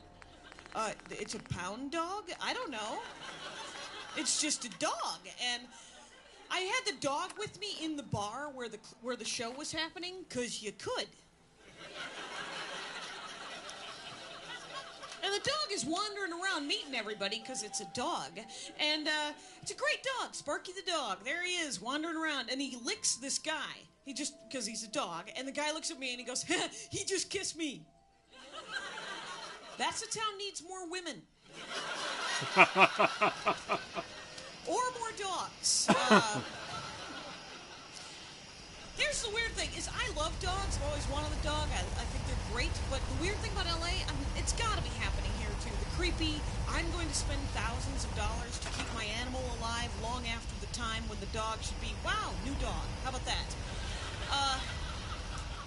When I was a kid, when your dog got old and sick, you sadly put the dog down so that the dog could go away and be happy somewhere else. Now, no, we're going to keep the dog. We're keeping the dog. L.A., I swear, some woman paid $3,000, friend of mine, paid $3,000 to replace the hip on her dog. You know what, 3,000 new dogs. How about that? That's $3,000. And it didn't work. So now her dog is still wandering around like Captain Pike on like a little scooter thing, you know? It's just... And if the dog can't run around, it's not like the dog is like Stephen Hawking's. You know, it's not gonna write the great American novel. It's not gonna happen. It's a dog. I love animals. I genuinely do. It sounds like I'm an ass, but... And I am, I suppose. I went to Australia, and I'd never been to Australia, and I always wanted to go to Australia because I thought Australia's cool. And Australia is cool, except for that America has already crapped it up. There's been a problem with 15 hours I fly to go to Australia, and the first thing I see when I get off the plane is a Starbucks. Okay, so 15 hours I fly. I get off the plane, and the first thing I see is an Asian woman on her cell phone at a Starbucks. We have that. I don't need to go see that. That's available right here. And the other thing they have is Target. And granted, I love Target. Who doesn't love Target? Who's made of stone? Come on, f***ers. Okay, so I love Target. Target is awesome. It's got shiny plastic crap. It's awesome, right? And get this, in Australia, different shiny plastic crap. Different crap. I almost bought luggage. I was like, how did you get different crap? And possibly because they're closer to the source, right? Indonesia. But so I go. But I'm talking to this Australian woman about the crap that's great, right? The great crap that they have. And she says, yeah, it's crap, but you know sometimes what we call Target here in Australia? Target. I'm like, oh my God, that's our shitty joke. Is nothing safe? Is nothing sacred? Why? And then, of course, because I'm an American, I got a lot of people coming up to me saying, do you know that your government's trying to take over the world? Yes. Do you know that my government's actually playing a to-scale version of the game Risk? And you have to leave an army in every country. Otherwise, you can't keep playing.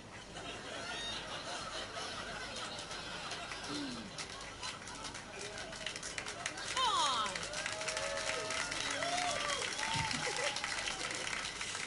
Wow, you like that. Let's see. This was recorded in 2007. I don't do a lot of political material because while I always have an opinion, I don't always have all the information. I try to keep it to a minimum. Try to zip it. Try to keep mystery alive somehow. I did see this on the news that they're building a Walmart next to the pyramids outside of Mexico City. There's 9 pyramids on the planet. And Walmart's going to build a Walmart right next to 3 of them. And granted, that's what Walmart does. They build Walmarts. That's what they do. But right next to them, and they interviewed the Walmart lady, and the Walmart lady was like, well, you know, during construction, when we found artifacts, we turned them right over. Thank you, Mother Teresa. And then she said, and we're designing the Walmart so it matches. It's going to blend right in. Wow! I was like, oh, wow. Oh, because you know how a Walmart just blends right in. Wherever it is. And then I thought about it, and it makes sense that they would put a Walmart next to a pyramid, because I believe the pyramids also built by slave labor.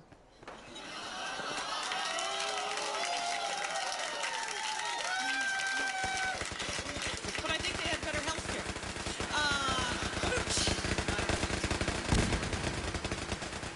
And my parents, here's the thing about my parents. I love them dearly, but they are completely cuckoo. My parents are divorced, but they still live together. Hi, divorced, still live together. 6 years. My mom lives in their old room, and my dad lives across the hall in my old room. And they go bananas when either one of them dates. But they get to date, because they're divorced. And they got divorced because my dad was dating. Oh, yes. We found out that our father was having an affair for 9 years. And you know what my dad had to say about it? Not 9 years in a row.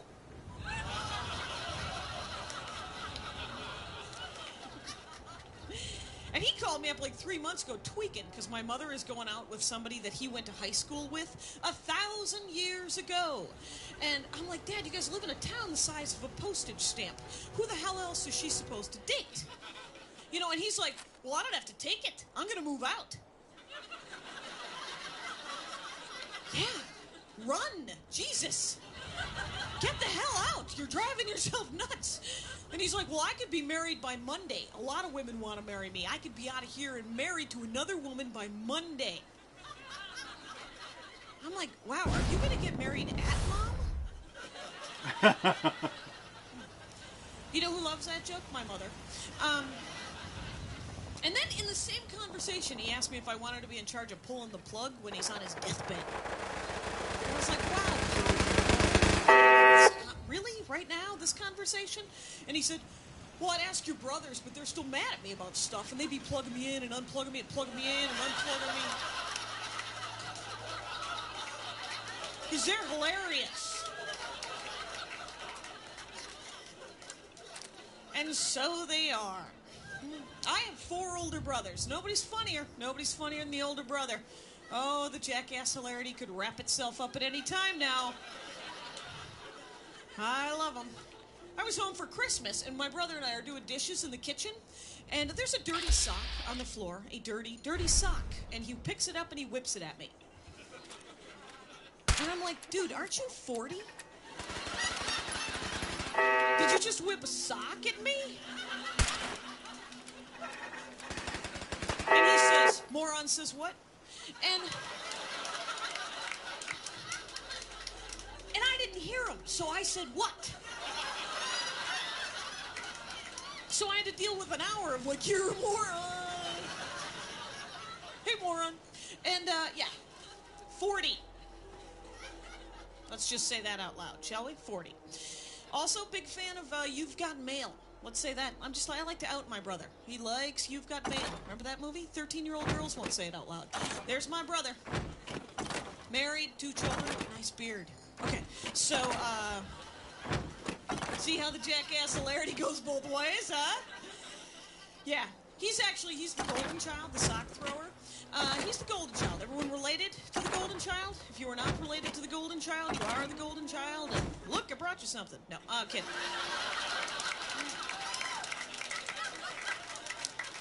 He is a perfectly nice man. There's no reason not to like him, but he's done no wrong. We do make fun of him because that's how we communicate in my family. That's how we communicate. We have 2 ways of communicating in my family. We will talk at you and not listen, then get to the end of the conversation and be perfectly happy. Or we will make fun of you, hoping you'll change. And with my brother, he's and actually we just make fun of you. My brother's a banker, but he's a banker in Milwaukee, so we like to say things to him like, hey, Russ, do you lend people money or do you borrow it to them?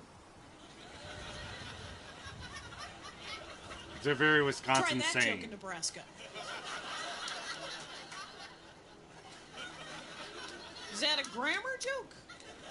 Is that a woman up there? Who said she could talk? Anyway. Sometimes it gets ugly. That's all I'm saying. He's a good guy. I got lots. My dad's a salesman. My father loves the sale. If you don't need something and he convinces you to purchase something, he wins. He isn't in competition with no one but himself. He loves the sale.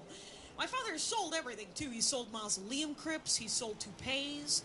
My father has a full head of hair, and when he used to sell toupees, he would comb his hair like a toupee and then pretend to adjust it. You should get one of these. These are good. Hell of a salesman, my dad. It's really good that he never sold, wooden legs or something, you know? He would have been like, you should get one of these. He's worked like a charm. And our oldest brother is an evangelist with his own church, because that's where the real money is, ladies and gentlemen. See how the jackass hilarity goes both ways? Ha-ha. But here's the thing, is we're actually quite pleased that our oldest brother has found the Jesus, because prior to finding the Jesus, he was a bad person. Now he has the Jesus. He is a better person. We are pleased. There's less hitting. It's all very nice. But don't kid yourself. He found the Jesus. I don't know what Jesus you people enjoy. I have some Jesus, but his Jesus is the meanest Jesus I've ever seen in my life. My Jesus says stuff like, hey, good try. Ooh, try not to do that again. Seriously, don't do that again. These are the things my Jesus says. His Jesus always says, oh, we're going to have to burn you. Really? Every time. Okay. And he's always preaching, and that's fine. The man is a preacher. You got to cut him some slack. But he was preaching over Christmas to our grandmother, and our grandmother is 94, and she is about to meet Jesus. She's got it. No need to go into details. But there he was, yammering away. And my grandmother, very polite, sat through the whole thing. Finally, he gets up, he leaves the room. There's a moment of silence, and my grandmother says, well, it's better than dope. Well, I don't think I told you. Both of my grandmothers live with my parents. I'm not kidding. Both of them live here, and beneath them, each of their freaking mothers. It's the episode of The Golden Girls that makes your head pop off. And it's hilarious. I mean, this isn't even a joke, but my grandmothers, they're both going deaf, right? They're older than God. So I'm in the kitchen it was before the election. I'm making a sandwich in the kitchen. They're having this conversation where they talk at each other, but mostly because they're going deaf. But the TV's cranked, and my granny says to my grandmother, Alice, are you going to vote? And my grandmother, who is not originally from this country, says, I came to this country on a boat. And my granny says, I love to vote. I will always vote. And my grandmother says, I will never get on a boat again. I love that story. Old people are funny. My second oldest brother, he's a big crystal clutcher. He's been raising his kids with the crystal clutcher values. The crystal clutcher values is where you play games like New Age musical chairs, where everybody has a chair. So nobody feels left out. Good touch, bad touch football. You know, the good games.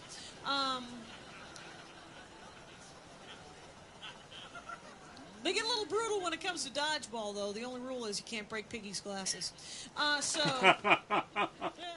you're right. She said funny. Me and her, Lord of the Flies. Okay, so... the craziness is, and then there's my other brother who's a serial monogamist. He loves to get married. Doesn't love to stay married. Loves to get married. And then the ladies like to leave with a nice parting gift of half of his income. Who's that funny for? Me and my sister. And he's a great guy. He's 44, and he called me up like 3 months ago to tell me that he thought he met his next wife. She's 21. And I was like, ick, okay. And I'm sure you're thinking, good for you, buddy, do it. And that's all well and good. In the least creepy way possible, I wish all of my male relatives to get it on. I hope it all works out for you. Feel free not to tell me anything about it, okay? Hope it all secretly happens for you. Tell your buddy at the bar. That's my big thing. So, but he's and don't think you're not going to get mocked. 21. I'm like, dude, don't marry her. Just go out with her, and then, because if you marry her, 6 months later, you're just stuck with your student loans. And where'd you meet her? Gymboree, huh? Trolling the high schools with a bag of Snickers? What? And where does he get it from but our dad? My dad is 67 years old, and he's not an old guy by any means. He's a young 67, and I don't want to make him into an old guy, but he doesn't have to tell me things. He told me he was dating a woman 25. Okay. Creep factor 12, first of all, okay? That's creep factor off the charts. And I was like, you have to know somebody else besides your daughter, who you don't want to tell that to, don't you think? And, now that I'm officially way too old for you ever to molest, hooray! That's supposed to be the excitement there? I'm like, Dad, how about this? Here's a good rule of thumb. You can't go out with anybody who wasn't alive before ballpoint pens were invented. If she can't work a fountain pen, you can't date her. How about that? I love that joke. Okay, so, I listen to a lot of the hip-hop. You're big hip-hop fans right here. Oh, you enjoy the hip-hop? All right, good to hear it. There's some love back there. I'm gonna be about the lyrics, ladies and gentlemen. I'm a spoken word person, so I'm gonna be about the lyrics. I'm not saying that Nelly and 50 Cent and Eminem, that the beats are not fat. Those are fat beats. I get that. I know I'm getting a little older because I just want to say, oh, honey, you're hanging out with the wrong girls. I want to say that to Nelly, and I want to say, you know, if you hang out with, I don't know, strippers and hookers, it's always going to be about your cheddar. It's always going to be about the provolone. Maybe if you were to be a librarian, you'd be singing about how bitches be reading too much.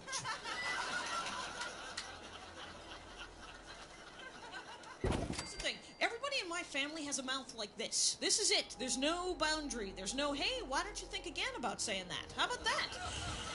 And everybody does it. I mean, how many of you out there have thought to yourself, maybe it's worth it? Maybe it'll be funny enough and I won't lose my job. How about that? I've thought about it, and it's true. And my sister is like that. She'll just say anything. She called me up, and out of the blue, I just said, hey, I call not taking care of the parents when they're old. And all I could think was, oh my God, she called it. I'm screwed. And she doesn't like our hometown. She, like, bolted immediately. And so we're driving through our hometown, and she's like, I can't believe you have any nostalgia for this place. Can't you see what this place needs? And I was like, what? He said, a match.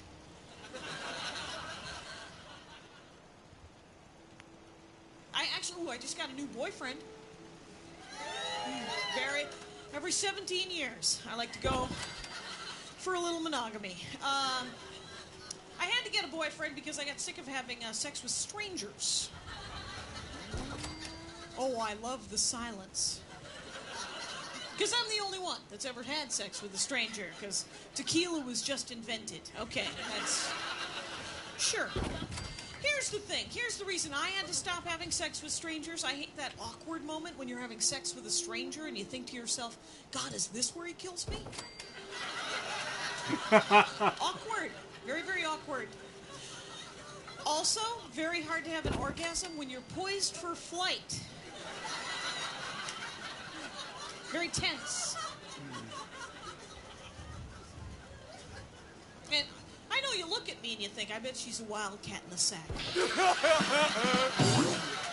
Not so much. You know what I am in the sack? A lot like I am on stage. Hard-working and earnest. That's right. Guys are always like, that'll do. Makes up for a lot, honey. But my boyfriend, I met my boyfriend online. Oh, some honest people. Yeah. The rest of you, we didn't meet in some golden shower chat room, jackasses. And if you don't know what that is, thank your Lord. Here's the thing. Online dating, it's great, because I'm actually quite good with computers. I am not good with men. Actual men, I'm not particularly good with them. No, me hitting on a guy is me standing next to him trying to use my powers of telekinesis to get him to ask me out. Generally, he thinks I'm having an aneurysm.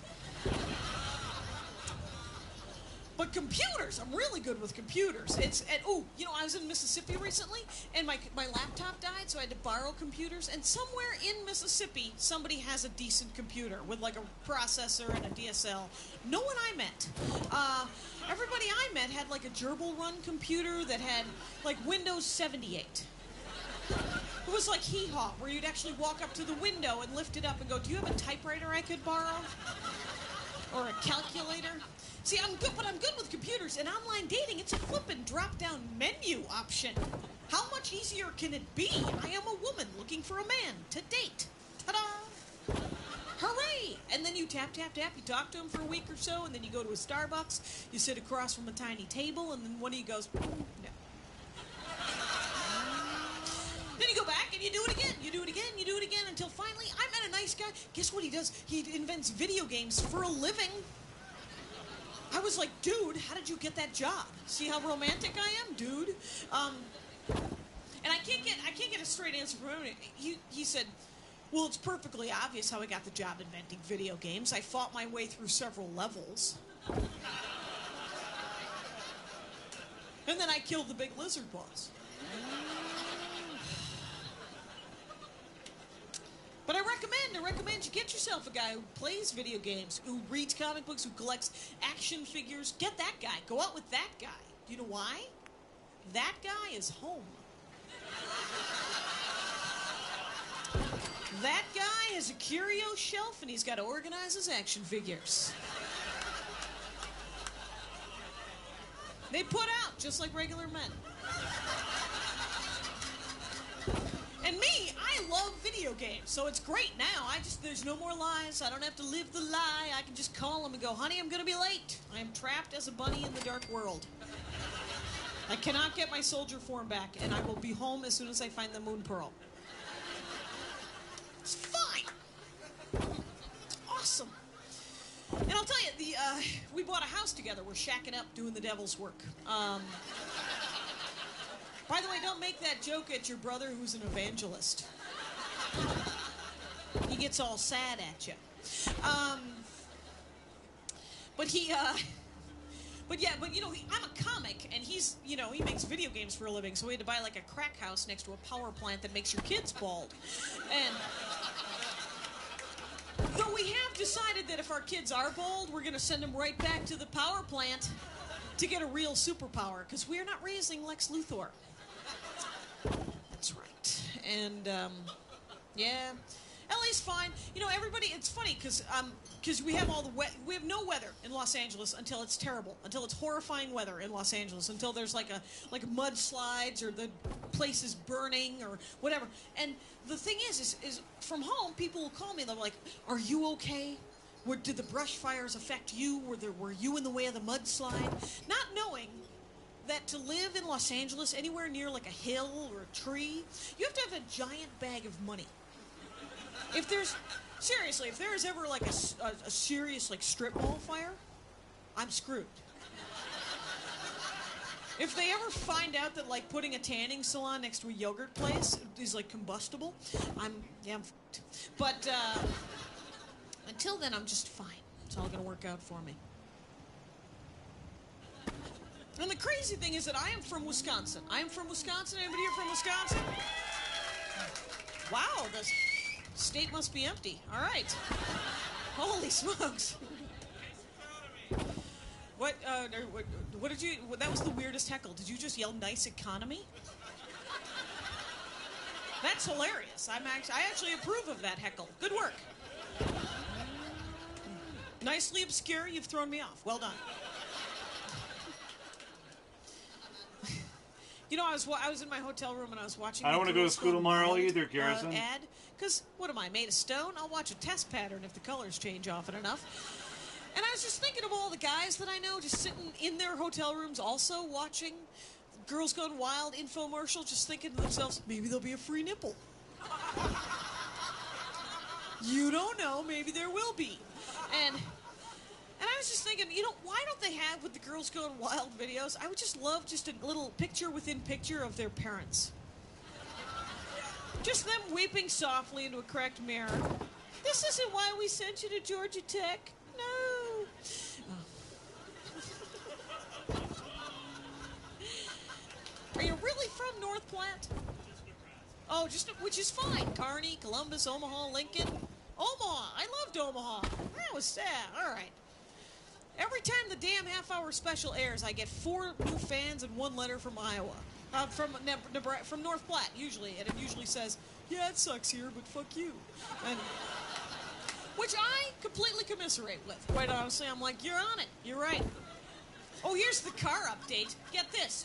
I went to lunch the other day. I went to lunch, first of all, at a restaurant, a nice restaurant, where, like, the Olsen twins go and don't eat. Right? And, so, I'm at this place. I come out. Someone has tried to steal my piece of shit car. I swear to God, a gang, obviously in a shame spiral, has decided to steal my car. I'm literally parked between a Toyota Sequoia and a Lexus. And granted, my car is unlocked, and they can't do it. They deserve the moniker low self-esteem gang. I can't believe they couldn't do it, because the AAA guy was like, he was almost there. He's just this piece. This is not the Gone in 60 Seconds gang, okay? And a hatchback? You're not going to go on some rampage in a hatchback. I swear to God, you're not going to live like natural-born killers. I have no idea why they would try to steal my vehicle, except for shame. But whatever, but to replace the ignition switch on an 89 Mazda, you have to build like a time machine. I couldn't believe it. And then the weirdest thing is when I bought that car here, because, well, you know. And I bought that car here, and the previous car I had was an 82 Escort. Oh, sure. And, yeah, it was back in the mid-90s. And, so I used to do a joke about that piece of shit car, right? There you go. I don't really care about cars, I guess. I don't know what the hell my problem is. Get a new fucking car. Whatever, but because these guys came up to me afterwards. They're like, "Are you looking for a new car? We can hook you up with a new car." When the Escort died, and I was like, "Well, yeah, kind of, just till spring, sort of." But and they didn't have a dealership. They were just two guys from like Egan who like fixed cars, and they had a farm or something where they had a bunch of cars. And they're like, "Well, how much do you want to spend on a car?" And I said, $200. Because that's what I wanted to spend. And they said, well, we have $200 cars. But, you know, if you're willing to spend $400, we offer financing. Swear to God. I was like, financing on a $400 car? Will I end up paying like 16 grand for this car? I have one joke that never works. And I'm thinking of putting it on as a bonus track. What the hell? You know what it is? It's a joke that people hate. And here's the thing. I would never write a joke on purpose that no one would get. I am not an asshole. Here is the thing. I have accidentally written a joke that nobody's gotten. And it's not my fault. Here's the thing. I wrote this one joke. It's about the Mall of America. That it's a better name than the Mall of Yugoslavia, for example. Which would just be 5 big anchor stores fighting for ethnic superiority. It's just a weird political joke, right? But here's one. To get this joke, to get the following joke, all you have to know is a little basic history of the country of Liberia and be against the Monroe Doctrine. Here we go. Just the founding of Liberia. You can do it. Here we go. I know that we're freeing Iraq because they have our oil. But are we freeing Liberia because we want our slaves back? Founded by freed American slaves in 1842. See, that's not racist. The racist thing would be is if I were to say, who's the jackass who has to go to Liberia and say, yeah, the NBA draft is coming up. We're going to need a couple of guys. And that would be racist if most of the NBA, notwithstanding Larry Bird and that Chinese guy, they're black. Gonna go out on a limb there. You guys, take the stick out of your ass. It's all right. The black guy's left. Let's talk about it. Can you believe there's one black guy in the whole fucking audience? That's just...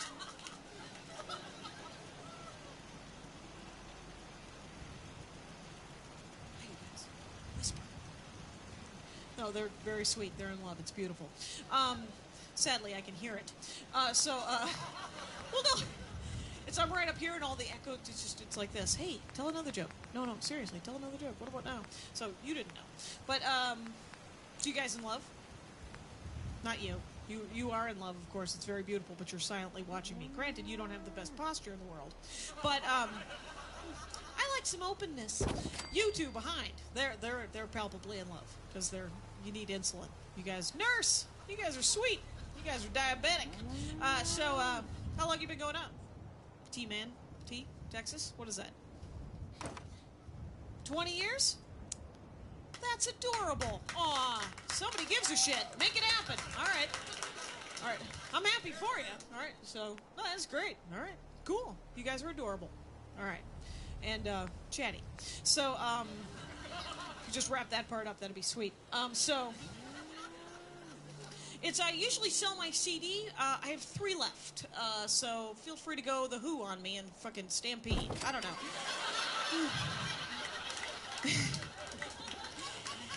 They're $10. I'll sign them for you if you want one. It's, they got about 40 minutes of stand-up, a couple of theater pieces, me bitching out some audience members as bonus tracks, and,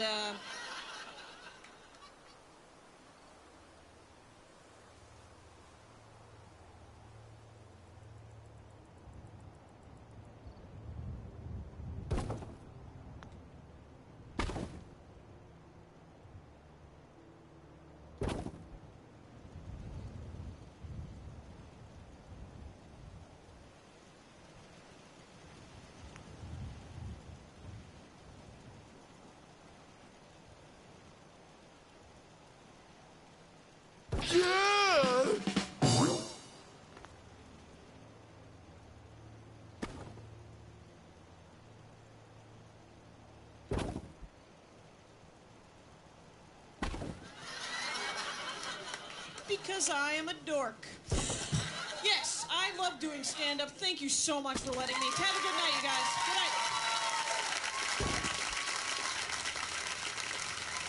night. Jackie Cation.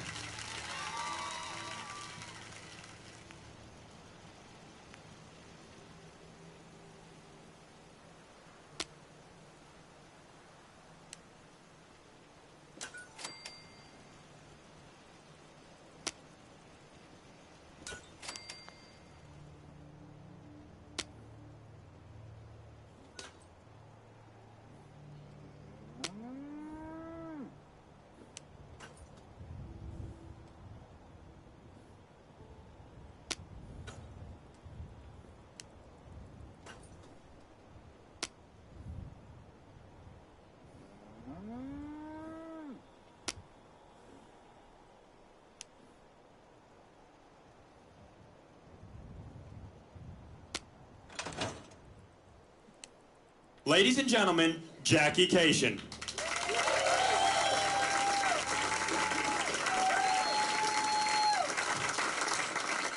That's exciting. All right, very happy to be here. I'm overweight. I think we've addressed it. Let's move on.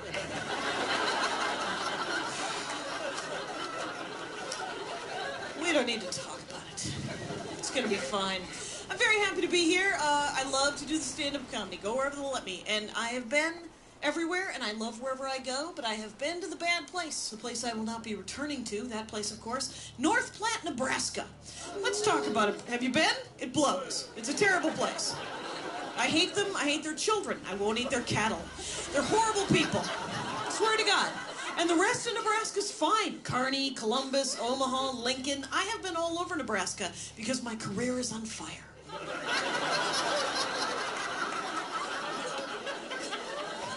The rest of Nebraska's fine. They get cable, they have the opposable thumb, all 26 of the letters. North Platte, Nebraska is full of jackasses and morons. That's what's happening. Swear to God. I was there and I was mistaken for a local, which in a small town usually means free beer. But no, North Platte, Nebraska. It meant that I was standing at the bar before the show began and a giant man thought I was someone he knew.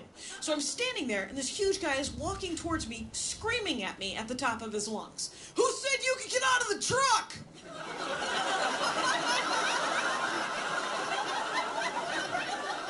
That is a bad night. It's not gonna go well when you're mistaken for some jackass's battered wife right off the bat. Oh, Minnesota. You got all sad. It's okay, it's a joke. And it's not like I don't like small towns. I love small towns. And I've been to the Iron Range. It's beautiful. Oh, cripes, it's nice up there. Very sweet. It's a straight shot from here, too. Here's the thing. Don't go to northern Minnesota in the middle of the winter and have 8 or 9 shots of Rumplemints. And then announce to a full bar that you've never been on a snowmobile. Because there will be a man who's had a couple of beers, who says, "We're going! Right now, we're going!" And that man's wife will have clothes for you. Because they are good people. And what you will do is you will get into that guy's $500 truck. And you will drive to his $14,000 home. So that you can get onto his $27,000 snowmobile. that goes the speed of light. But I really do like traveling. I was in Philadelphia not long ago, which was like a fancy Milwaukee. And, it's like an old-timey Milwaukee. I went to see the Liberty Bell, because I am a dork, and that's the kind of stuff I do. So I go to see the Liberty Bell, and get this, they've locked up the Liberty Bell. Yeah, you gotta go through airport security to see the Liberty Bell. Wow, is the Liberty Bell safe? The terrorists don't know about the Liberty Bell. Nobody gives a damn. It was me and 200 children that didn't want to be there. And, what are the terrorists gonna do? Steal it and fix it? It's fine. And then I went to Atlantic City, and I had never been to Atlantic City. And did you know this? That Atlantic City, the Monopoly board, is named after Atlantic City. So Atlantic City was built, and then they made the Monopoly board. So when you walk around Atlantic City, you walk on the boardwalk, and then you see Park Place and Marvin Gardens, and it's hilarious. And I found out because I was almost crushed by a giant shoe. I hid underneath an enormous thimble. No, I did not gamble. I did not win gambling, shall we say. I did come in second place in a beauty contest. I won $15. I was immediately assessed a $75 luxury tax. This joke could go on forever. Let's just wrap it up with the free parking. There we go. Okay. And I am from Wisconsin. I'm from a little town outside of Milwaukee called South Milwaukee. Very glamorous. Called that because it's east of the city. We're not a break, people. But my parents still live there, and my parents are very funny people. They're not nice people. They're funny people. Anyone else raised by the hilarious? I was raised by the hilarious. And if you have hilarious parents, you were a mouthy child, because that's what you get. If you have hilarious parents, I was a mouthy child. And my mother, when she would have enough of it, she would say, "Come here, sit on my lap, let's look up orphanages." Funny now. And I tell that joke, and my mother always goes, "You know they were never listed." And I always wanted the dog, and my parents hate animals, and I wanted the dog so bad that by the time I was 9, I genuinely wanted to be blind so that I could have a dog. And I made the mistake of telling them that, and they burst out laughing and said, "Well, we still wouldn't get you a dog. We get you Stick. Stick, you could name the Stick." So, they're funny people. And my father is a salesman. He loves the sale. He loves the pitch. Guy mostly sells aluminum siding. And the triumph of my father's aluminum siding career is that there is a brick house in South Milwaukee, Wisconsin that has aluminum siding. House made out of brick with some siding. How did he make that sale? You don't have to ask him, he will tell you. You should have heard the pitch. I just kept telling this guy, low maintenance, low maintenance. Brick will chip. And we were like, "Dad, was that fair to say that? Was that nice?" And he's like, "Nice? What am I, Santa? Am I Gandhi? Am I some kind of social worker? I got overhead." Because that's what he used to call us kids. It used to drive him nuts, though, when we sold stuff for school because we didn't make any money. But he knew we needed to learn how to sell, so he didn't want to interfere with that process. And he would never help us sell. He would always say, "It's your sale. You close the deal." I'm 7. I was 7 the first time he sent me to work in the neighborhood for Little League, and I come home and he's sitting on the couch tweaking. "How did it go? How did it go? How many candy bars did you sell? Was everybody home? Were there any not homes? Did you write down the not homes? You can go to the not homes tomorrow." No, I'm 7. I went to all the houses I'm allowed to walk to.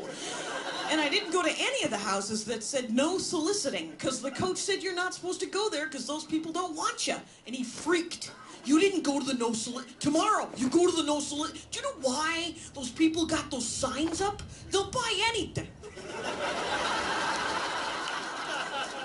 They didn't even want those signs.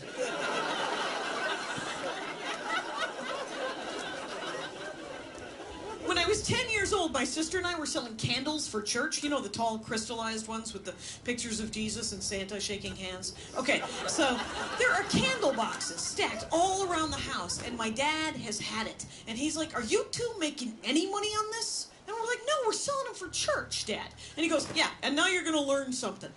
How much you selling them for?" And we say $3.50 each. And he says, "Now you two are going to sell them for $5. And that's how we learned how to skim off the top. I am married. You may applaud. I am a beacon of hope. That's right, a beacon of hope. Because I do comedy. That's what I've always done. I'm 2 years married. It's all very exciting because and if you get married and you're not like 25 or 30, everyone comes because it's a spectacle. And, yeah, because you know who thinks I'm gay? Almost everyone. Yeah. Oh, yeah, my family was like, I thought you were dead. And you would have thought I was dead, because when I told them I was getting married, you would have thought it was the second coming of Christ, and that I had spent 20 years of my life playing with my own toes. They were like, oh my God, he's here! And now, when I talk to my family, when I talk to my parents, the undercurrent of every single phone call is, you're not fucking this up, are you? Don't fuck this up. You'll die alone. And I mean, my family wants to be supportive. Everyone's family wishes to be supportive. They just have no clue how to do it. Because literally, when I was 17, everyone's a mess when they're 17. I think that's safe to say. And my mother, when I was 17, said to me, I don't know what to do with you. I don't know whether you're going to end up homeless or killing yourself. And I was like, wow, I am right here. You said that out loud. And so I tell my sister that, and my sister goes, she is such an asshole. You could live with me.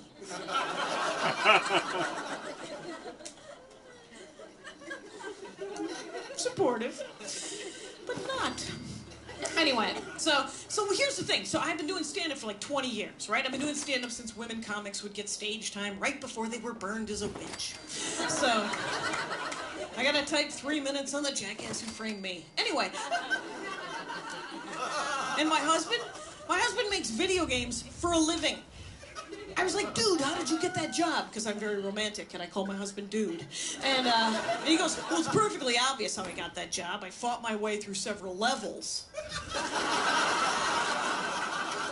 And then I killed the boss. And I recommend that you go out with a guy who plays video games, who collects action figures, who reads comic books. Go out with that guy. Marry that guy. You know why? Because that guy is home. Like right now, dude is around. He has got a curio shelf and he's got to organize his action figures. Keeps him off the pipe, keeps him off the pole. Come on.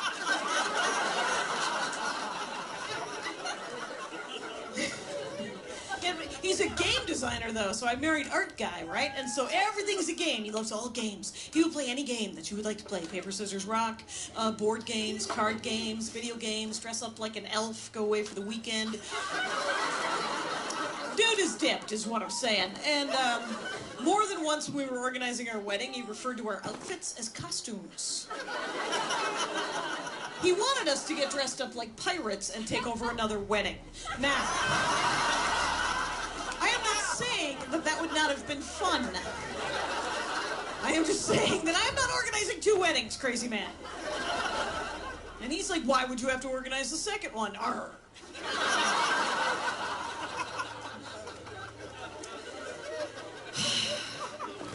And he wanted to wear a crown to our wedding. Yes! That's the most positive response ever. Because everybody else is usually like, he wants to wear a what? And you're going to let him?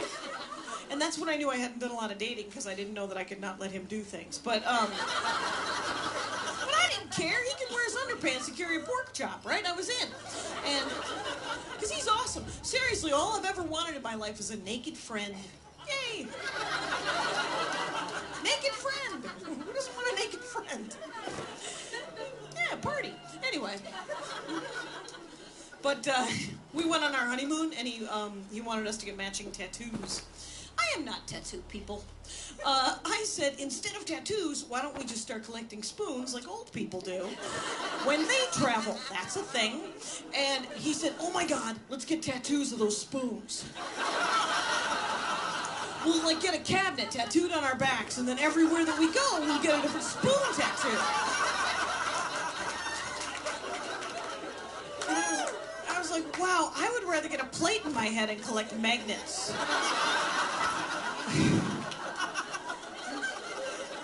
It's amazing that he makes video games, because I love video games. I've always loved video games. Video games are fantastic. And I know a lot of people don't. They don't enjoy them. And the news hates video games. And the news, of course, I hate the news. Right back at you, news. Yeah, right on.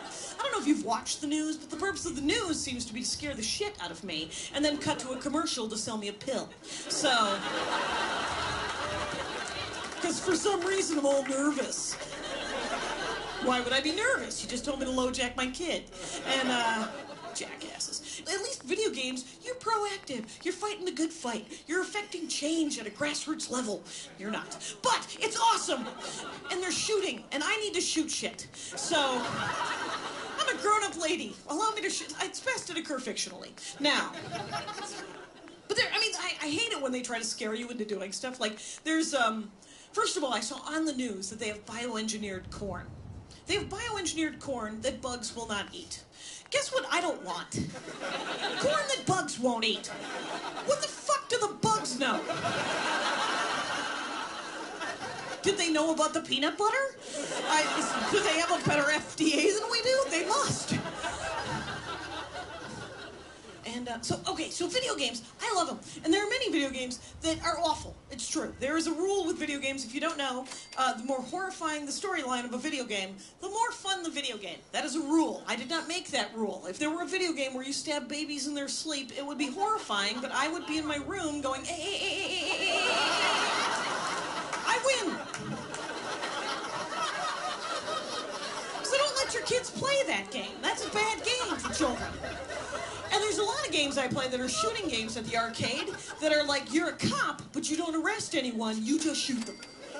That is a terrible premise. That is a fun game. Worst premise ever, worst premise ever. Final Fantasy Legend. It's true. Terror Target Gold. It's fantastic. Anyway, so... but get this, is Final Fantasy Legend, the very first one for Game Boy, my old Game Boy. Awesome role-playing game. You pick 4 companions, you go to 5 different worlds, you learn the secrets of those worlds, you kill the heads of those worlds. And then you get to meet God. And God is a tiny Amish man on the Game Boy screen. And then you kill God. And that's the worst premise ever. I know that. I'm not made of stone up here, but it took me 8 months to beat that game. 8 months! I stood in front of God for a month, switching guys, switching weapons. I couldn't kill him. I gave up. I called the Nintendo game counselors, which is real and not free. It is $2.99 a minute to talk to Eric. He is 12. And he makes fun of you. And I was like, he goes, so do you have a mutant in your party? And I was like, do I sound like a moron, Eric? Yes, I have a mutant in my... If you people learn nothing tonight, if you were offered a mutant, take it. Take it. It'll morph. It'll have powers you can't even imagine. And he goes, well, just give your mutant the saw, and God will fall to pieces. And so it came to pass. You know, you do that joke in Mississippi, you have to close it with, what would Jesus do? He would laugh. Laugh, I tell you. He wouldn't chase you out of town with pitchforks and fire. All right. And I've been hanging out with guys like my husband my entire life, and I've had to cut some people off. You can't hang out with everybody forever. And some people, like there was a guy I went to college with who legally changed his name to his Dungeons and Dragon dude name. Yeah, that guy's done. That guy's done. Chad is now Quest Akita. And... not realizing that he doesn't get to keep his +7 armor. I totally just picture Chad, Quest Akita, whatever, living in his parents' basement in Wisconsin, mourning the decline of DOS. And 12 people. Okay. The rest of you guys can Google it when you get home. But I've drawn a line in the sand, and it's very far down the road. I'm still willing to hang out with almost everyone. I've drawn a line right before the war reenactment guys. So I'm willing to hang out with everybody up to, but not including, the war reenactment guys. Do you know how far into the dork forest you gotta go to get to the flippin' war reenactment guys? Very deep. You gotta go by Beanie Baby people and Star Wars guys and Renaissance Festival freaks and Pokemon kids. And you have to get by the Twilight vampires and Harry Potter himself. To get to the war reenactment guys, who I won't hang out with anymore. How sad is that? Because they always say stuff like, every weekend I just eat hardtack with weevils in it, because that's what it was really like during the Revolutionary War. And no girls allowed, you can't play. I don't want to play. Still no girls allowed. Still do not wish to play. Swear to God, the guy said to me, well, maybe you could play. Maybe you could be a pioneer prostitute. They called them camp followers. Guess what I don't want to be? A pioneer prostitute. I don't want there to be a fake sign in the fake Lewis and Clark General Store window that says Jackie Cation puts out for pelts. Alternate punchline, beavers for beaver. A little dirtier. Thought you might like it. You people did. Good for you. Okay. And the reason I stopped, because I moved to Los Angeles, and I met these guys who were World War II reenactment guys. World War II reenactment guys. You know what those people are? Assholes. That's not okay. There's still people alive from that one. Let's wait till everyone's dead before we play the game, jackass. And ooh, can I be a Jew? This is a terrible idea. I'm thinking of starting my own group called the Vietnam War Protesters Reenactment Group. Yeah, we're just gonna get stoned and pretend we're making a difference. The boomers either love or hate that joke. I've been doing comedy forever, right? And I have 4 older brothers, and I have a husband, and I have a dad, and comics, male comics, for 20 years. I've been hanging out with guys. And so I always thought that I understood guy funny. Not like stand-up comedy guy funny, but just guys, how they're funny with like their wives and their daughters and their moms and their sisters.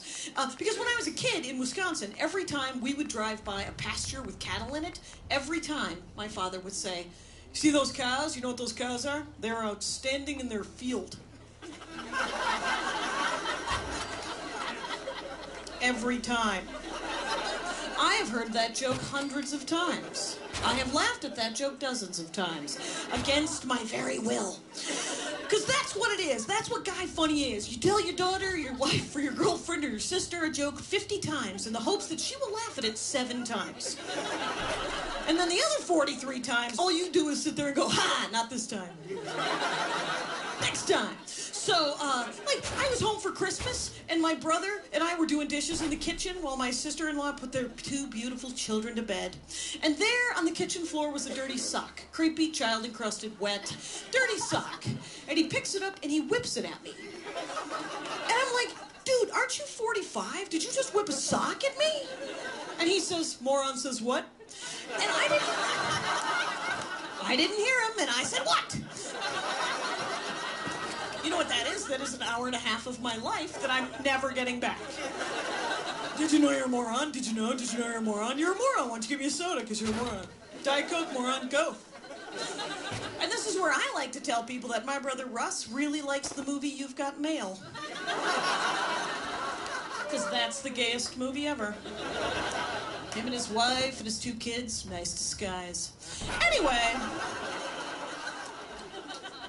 he is, but okay, and on election day, my husband called me every 2 hours to say, I am having a raging election.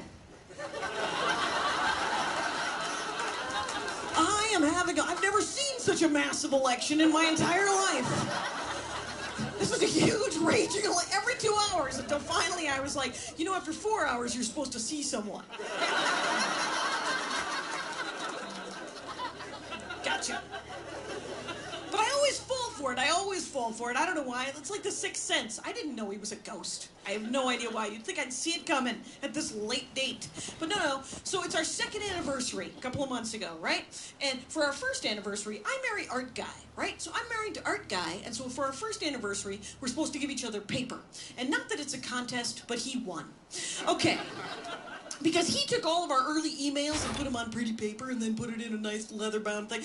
I wrote him a note and put some stickers on it. So he won. And so I'm like, year two, I'm going to do it. And year 2 is cotton. You're supposed to give each other cotton. And so we were out to lunch. Me, him, and my last friend from high school. That they have never met, my husband and my last friend from high school, this guy, Stefan. And we're sitting at lunch in Milwaukee, by the way. If you ever want to eat everything for $4, go to Milwaukee. Free pie and coffee. Okay, with half a chicken. Anyway, but they've never met each other. We're sitting at lunch, and I say, it's going to be our 2nd anniversary. We're supposed to give each other cotton. And my husband, without missing a beat, goes, no, I hear it's bread. We're supposed to give each other bread. And my friend from high school has his back and just goes, Yeah, I've heard that. I've heard that it's bread. They've never even met each other.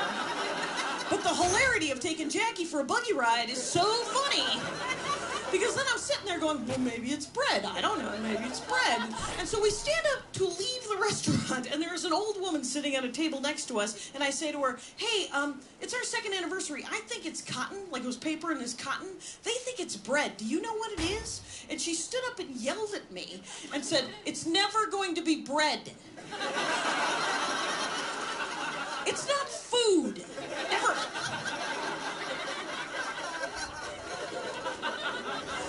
Backfired on him, of course, because he got 2 cotton t-shirts and a CD of the best of Bread. And I don't know if you've ever heard the band Bread, but they are not good. They make you want to burst into tears and roller skate backwards. So the only thing I knew about being a wife or being a girlfriend was the 9,000 male comics that I've known that have been telling the same 3 damn jokes over the last 20 years. And sometimes those jokes are funny. And many times they are not. But they are the same 3 damn jokes, I promise you. And they are that women will spend all your money. Once you get married, they stop sleeping with you. And bitches, man, they're all bitches. So I have spent the last 2 years of my life making sure I am not hemorrhaging his money, making sure everybody's happy in the sack. We all happy in the sack. And then if I have a negative emotion, I like to stuff it. I moved from here to Los Angeles, brought my car, 1989 Mazda 323 hatchback. With about 1 billion miles, still has the Minnesota plates because I'm indulging in a little insurance fraud. And my favorite thing to do with my piece of shit car in Los Angeles, valet park. I love to valet park the Honka Junk car. I love to spend $5 and 10 minutes explaining how to drive my car to the man who is trying to work for a living. It goes something like this. Yeah, you gotta start it neutral. The emergency brake doesn't. Don't lock it. Don't lock it. Don't lock it. Thanks. Now I have to climb through the hatch. And people with really nice cars are mean to the valet guys, and you know what that is? That is mean. That isn't okay. I like to play a little game with the valet guys where I pull up quick before they see the car. And then I jump out and I hand them the keys. You and showed I say up very just in the sternly, nick of time. hey, be careful. Excuse me. And then they Thanks see for the your car help. and we share a laugh.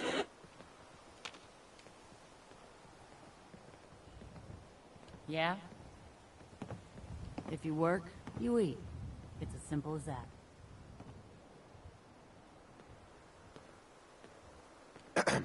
Yeah? I thought you could get these settlers to go to one of your settlements. Didn't expect help from a stranger. Thanks. Oh, here you go. You looking for a new place to settle? Could be. Why? Do you know of somewhere good?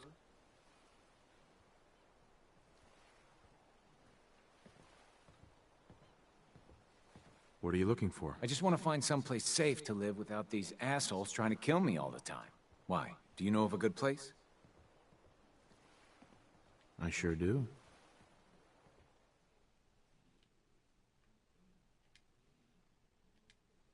Thanks. See you there in a day or two.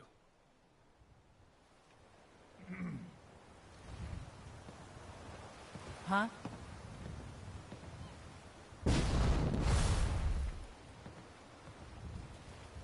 Let's trade. Go ahead.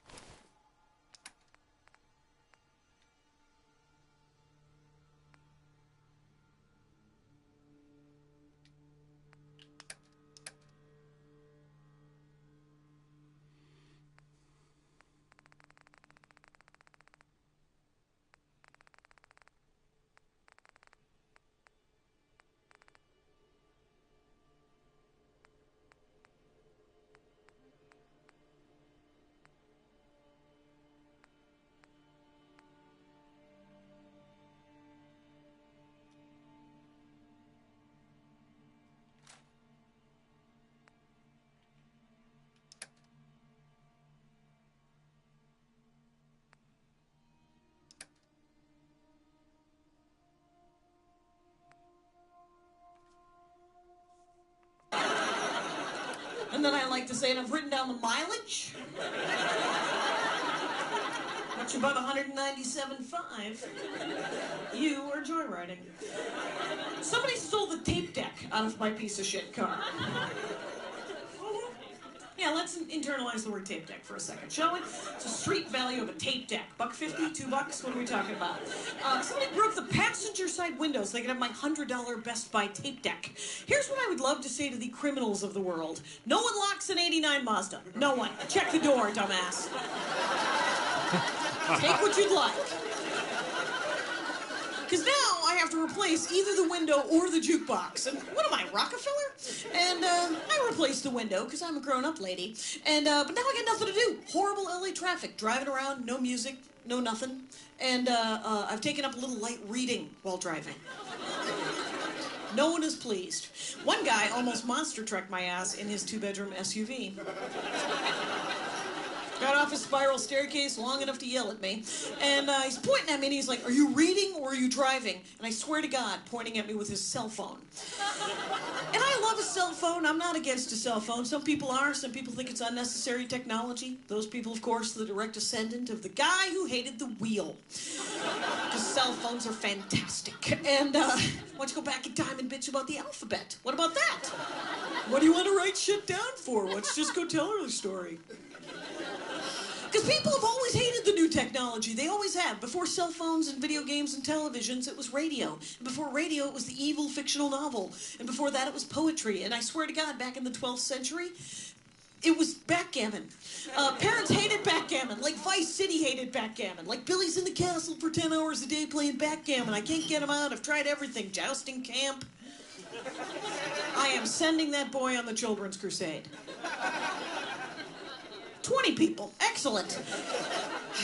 I'm building. That's what I'm doing. It's going to be great. You guys huge fans of Sarah Palin? Let's just go there. I was psyched. Sarah Palin. I thought she would have made an excellent vice president in The Handmaid's Tale. Speaking of weird, obscure jokes. There you go. I got another one. I enjoy the hippity hop. Anyone else enjoy the hip hop with the talking and the music? Just one guy. Excellent. This is going to go really well. Okay. I enjoy the hip-hop because I'm a spoken word person. I like it when it's sort of positive, when it's kind of cheerful. Like back in the day, it was BDP and Public Enemy and Eric B. and Rakim. And, you know, Big Daddy Kane spoke to us all when he said in 1989, "Romance with no finance is a damn nuisance." Now, and currently, I mean, Atmosphere, they're from here, little emo, but I like them. And then there's Blackalicious and Common, and there's great Black Eyed Peas. But let me just say that Nelly and 50 Cent and Eminem, I think we can all agree that the beats are fat. But I can tell I'm getting a little older because I want to get Nelly and just go, "You are hanging out with the wrong girls."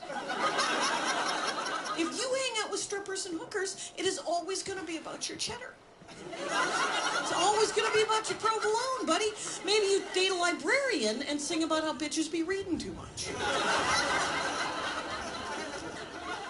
That joke is well crafted.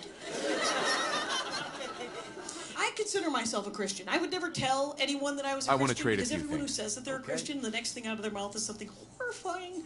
And so, but I've decided I want the word back, so fuck off. And, I'm a Christian. I'd like the Christ. Nice. Good. So, but George Bush always said he was a Christian, but he never went to church. He never ever went to church and still doesn't because, and he said his excuse was that he didn't want to endanger the rest of the congregation. And I was like, my dad has been looking for that excuse his entire life. And the closest he's come is, kickoff is at noon. The other thing is George Bush said that he wants to be alive to see the rapture. And guess what? If you were alive to see the rapture, you have dropped the ball, dumbass. I don't want to be anywhere near a rapture. I don't want anything like a rapture happen. You know, I want to die very old in my bed being fingered to death by someone I love. That is how I would like to be. Some people think that is a horrifying image. I think that that is a better image than the 4 horsemen of the apocalypse.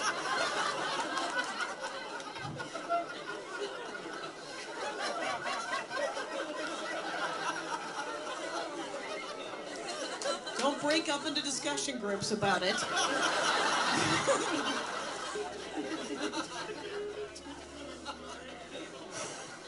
I did live with my sister for a short amount of time. I was in Milwaukee, and it was a Sunday afternoon in Milwaukee. I was staying with my sister, and I decide that I would like to get a beer and play a video game. And so I go to a local bar, and then it's 3 in the afternoon, and then all of a sudden it's 11 p.m. and I am best friends with the career drunks at the bar. And one of them is an older guy, middle to late 70s, genuinely old guy. And it's about 11 p.m. and he says, "Do you want to keep drinking?" And I said, "Of course I do. Yes, I do." And so we get into his Cadillac. That is right, Cadillac excitement. Now, we get into his car and we drive to another bar in Milwaukee. Now I have no idea where I am. Good news, he did not take me to a lime pit and get rid of my body. So the next thing I know, it's 2 in the morning and we're hammered. And now we're back in his car and he starts hitting on me. And I think to myself, ew, old guy hitting on me. And then he starts telling me how sad he is and how long it's been and how lonely he is. And I think, I could fuck him. It wouldn't kill me. And again, let me just say that I think I'm kind of sweet. Who else is thinking of fucking the old? Now, so I turn to him and I put my hand on his leg, on his thigh. At no time do I touch the little veteran of the big war. And he turns to me, and he says, "Thank you," and he comes. Now, swear to God, I never realized how powerful I was as a woman until that very moment. So I moved to Los Angeles. And people, it's weird about Los Angeles, because when I first moved there, I thought that there'd be shouting on the streets, you know, "Hey, we're trying to shoot Baywatch, get the hell out of the way." But everyone was very nice, very polite. My first Hollywood party, I was trying to fit in, right, trying not to sweat, because everyone said their glands were moved, and people were pretty nice about it. But I was at this party, and this woman comes up to me that I've just met and says, "Hey, Jackie, there's cake. Of course, you'll want a piece of cake." And I was like, "Wow, no, thank you. Cake is not my downfall. I am not retaining excess cake." You got a piece of chicken back there, I'm all over it. Because I love chicken. I love chicken like it's a problem. I can't have it in the house. Trigger food. Can't do it. I love chicken so much that I will occasionally purchase chicken wings at Hooters. This is not a feminist moment, ladies and gentlemen. But I get them to go, and they make a hell of a wing. Here's what I don't understand about the Hooters chicks. All day long, they bust their ass serving people food for tips, right? And all day long, tiny outfit, shake their ass for tips. And then they go home at night and they have like $100, maybe $200 in tips. And that's great, except for the fact that they could make like $1,000 a night in tips. No food involved, just shaking their ass. And they don't. And I understand that they were abused as children and that's why they work there. But were there math problems? You know, you tell that joke in Pittsburgh, a guy yells out, "Well, don't tell him." You gotta ruin everything? Yes. Oh, don't forget to tip the waitstaff, by the way. It's not a fucking hobby. There's 3 kinds of crazy people in Los Angeles. There's the people who want to suck the normal off you. I don't know if it keeps them skinny or kills cellulite or what. But when I first moved to Los Angeles, the first time I ever did stand-up, this couple came up to me after the show. Man, woman, heterosexual couple comes up to me and says, "You're really funny. We want to have sex with you." I just want to trade a few things. First of all, I'm really funny. They want to have sex with me? Like in the middle of sex, I'm like, so this horse walks into a bar. Why the long face? Can't tell half a joke. Now, here's something you don't need to know. I can't have sex with lots of people. One guy, having a good time. That's the project. That's the deal. That's the task. If I were to have sex with lots of people, I have low self-esteem. I'd spend the entire night going, "Are you having fun? Are you having fun? What's happening back here? How's it going? Can I get you something? A little coffee, some sheet cake?" And 5 people having sex. Let there be snacks. Now, but the truly crazy people are the people who want to rain on your parade because you like LA. Like, I like it, and I get to see famous people sometimes, and it's exciting. A friend of mine came to visit, and she got off the plane from Savannah, Georgia, and she goes, "I need to see famous people." And I was like, "I do not know where they are kept." And she pulls out an Us magazine and goes, I do. And literally, we drive around for like 5 hours until we pull up to a restaurant and Orlando Bloom walks out and gets into his car and drives off. And she hits me and goes, don't follow him. Okay, crazy lady, I won't follow him. What are we gonna do, lure him into the car with some Snickers bars? Finish raising him? What the hell? But I saw Keanu Reeves, age appropriate, drinking at 11:30 a.m. Pass it on. Okay, so I see Keanu Reeves, he's all handsome, and I tell a friend of mine that I have seen him, and she goes, yeah, he's cute, but did you know that he's gay? And I was like, I did not know that. You know what I do know is never gonna be an issue. We are not gonna date. I don't even think he's the brightest bulb on the tree, quite honestly. I wouldn't kick him out of bed if he wanted to discuss philosophy. Though I might say, shh. You're so pretty. Just lie there and think of England. I got it. But the truly crazy people in Los Angeles are literally the animal people. And before I go into it, allow me to make an announcement. I love animals. I love them. People are animals. I love people. I love the tiny animals we have as pets. I love the larger ones we eat. I love all the animals. I'm like Dr. Dolittle up here. I freaking love the animals. My husband has an iguana. It's like petting a purse, but it's a perfectly nice animal. Very adorable lizard. And, but get this. When I was a kid, of course, if you had an old dog or a very ill cat, you sadly put the dog down, put the cat to sleep. It was very sad. But they would go to Happy Dog or Cat Heaven, and you would go to the pound to get a new fucking dog. And it's a circle of life. It was very beautiful. That doesn't happen in crazy Los Angeles land, where people are like, oh no, the cat's only 17, we're gonna get dialysis. Are ya? I have a friend of mine who has a cat that is 21 years old, and in addition to the plethora of other issues going on with this cat, it now has diabetes. And so she has to shoot it up twice a day. You know what that is? Time for a new cat. New cat twice a day? Why do you get a cat? So you don't have to do anything. That's why you get a cat. Because it poops in a box. $3,000 for diabetic cat medicine for this cat. You know what that is? That is 3,000 new cats. Because cats are free. And I have another friend of mine who has a dog, and the dog has to get a new hip, but it didn't work, and so the dog is still scooting around on a cart like Captain Pike. And let me tell you something. It is a dog. It is not ever going to be Stephen Hawking. Not ever. It's not going to write the great American novel from the cart. It's not going to cure cancer from the cart. If it can't run, new dog, new dog!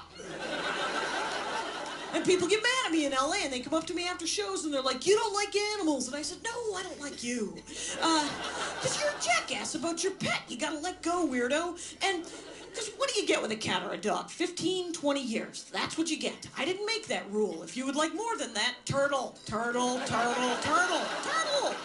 Tiny turtle, hat, tutu, carried around your creepy Paris Hilton purse. Can lift its head up. Adorable. Giant tortoise that could walk slowly around your backyard for 300 years and become a burden on your descendants. Turtle. Where I go to eat breakfast in LA, right next to my breakfast place, there is an animal eye care clinic. Kid you not. Animal eye care clinic. I don't have insurance, but let's get Mitten some contacts. Better now or now?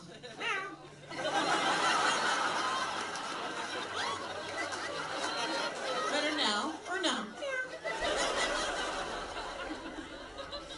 When I first moved to Los Angeles, I was set up on a practical joke. I hate them. And I was told that I could get a massage down on Venice Beach. You can get touched. So I go down to Venice Beach, Muscle Beach, and I go down there and I go to the old Chinese dude that I'm told to go to, Mr. Lee. And he has got a table and a tent, and I am wearing shorts and a t-shirt. And I lay down on his table and he's working on my back, and life is good. And then he starts working on my legs, and he's working up my legs, and he's working up my legs. Yes, until I am forced to say aloud to Mr. Lee, that's where I keep my vagina. You're gonna need to move to the other leg. Or up to the left and faster. And I'm not made of stone. It's been established. But I told that story in Oklahoma, in Tulsa, Oklahoma. And this very drunk woman comes up to me after the show and says, "You need to sell a t-shirt that says up to the left and faster." And I was like, please, God, no. 2 reasons I can't sell that shirt. First of all, and most importantly, I don't want to be the vagina t-shirt lady. How about that? And here's from a strictly sales point of view, that wouldn't be the t-shirt, up to the left and faster. That's dumb out of context. That doesn't make any sense. Up to the left. The t-shirt would have to say, horrifyingly enough, "That's where I keep my vagina," with a big arrow going down. And I would sell 1 million of them. And for the fellas, it would be, "That's where I keep my vagina," with a big arrow going to the left, like I'm with Stupid. And I would sell 1 billion of those. In the Wisconsin Dells.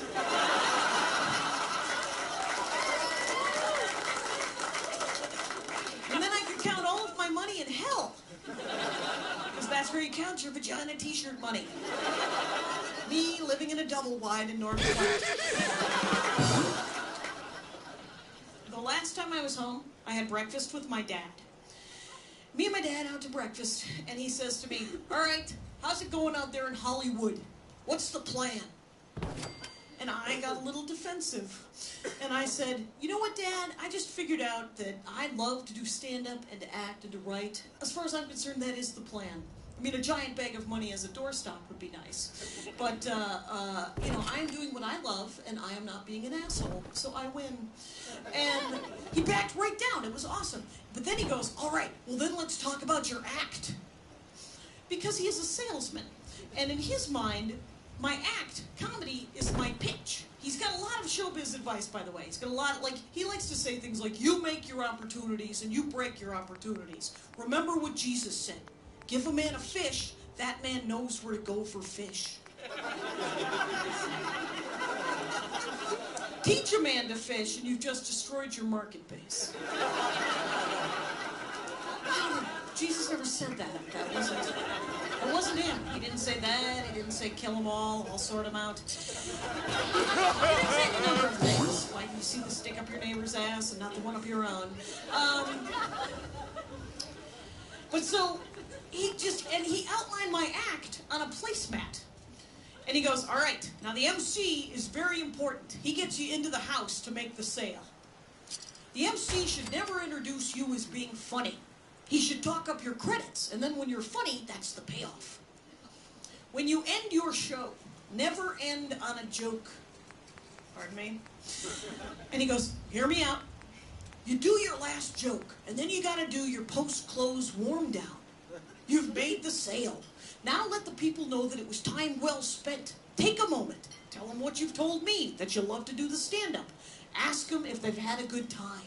If they have, they should tell their friends to come see the show. You could make a joke there, tell them you need the work. That's funny. Thank them for coming out to the show." My father is a piece of work. I think that's been established. But the things that he knows well. So I would like to say that I love performing. Thank you very much for coming out to the show. If you had a good time, please tell your friends, because I need the work, obviously. Thanks a lot, you guys. Drive safe. Take care.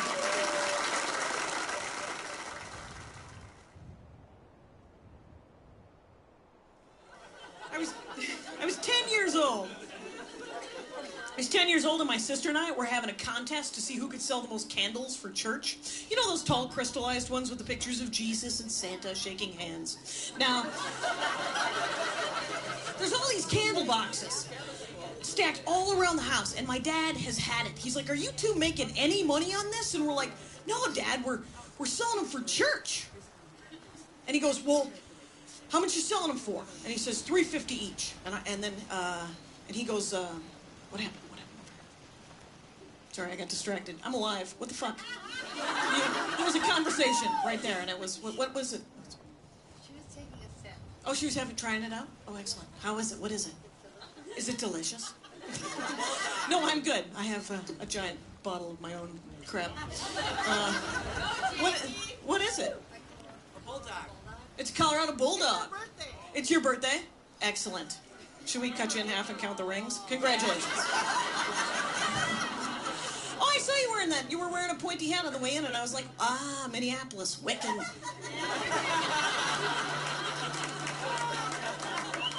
You people are hippies. Is there a Wiccan in the back? All right, congratulations. Thank you, babe. All right, well done. How, all right, now what's happened is people are just going to yell shit.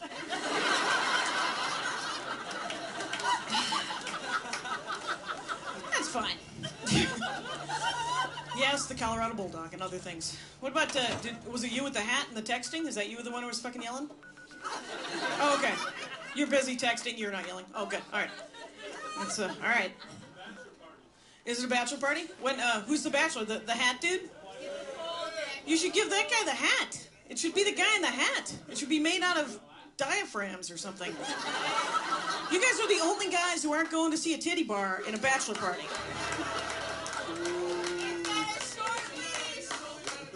It's true the night is young. Will you go to Sheik's? Sheik's is like the fancy one where, what? Something cheaper? Well, you guys know how to treat your buddy right. Going to the strip joint where it's mastectomy night.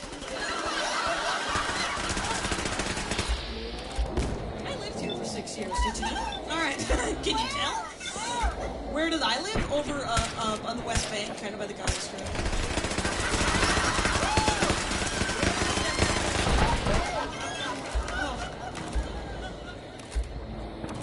The stand-up comedy is great. It's weird about stand-up comedy because people come up to you afterwards and try to tell you a joke. I don't want to hear it. It's always horrifying. It's always a horrifying joke. And sometimes it's both racist and sexist. And I'm never polite about it, and I try to be polite, and it always fails. I was at my sister's work, and one of her coworkers comes up to me and says, I got a joke for you. And I was like, okay. And he goes, what do you call a Mexican with a really big toe? And I said, a racist? And he didn't get it. And then he goes, no, Roberto. And then I didn't get it, and we were even. And he goes, oh my God, I got another one. Why are bananas my favorite fruit? And I said, why? And he goes, because they got a peel. And I was like, oh my God, I thought it was going to be racist and then a dick joke, but it turns out you're 4. I don't mind 4. 4's all right. And last night, second show, this guy comes up to me, and he's like 25 years old with a faux hawk. Don't do that. That's 7. That's the last year you get to wear a faux hawk, unless you're a soccer player. How about that? And but a perfectly nice young man comes up to me, and this guy comes up to me, and he's like, drunk, super drunk, and all of his friends are trying to stop him from talking to me, but he's got a mission, man. He's on it. And so he comes up to me, and he says, I gotta tell you this thing. When I got to the club tonight and I saw your headshot, and I gotta tell you, and I said, hang on a minute. Take a second, think to yourself, is this going to be offensive? And he actually stood there and he went, maybe, but I gotta say it. You know, usually I don't like women. Usually you don't like women comics, but I'm fine. He's like, you're great. It's awesome. And I said, you know what? That's fine. You know, usually I don't like drunken assholes, but you came over, and it was awesome to meet you.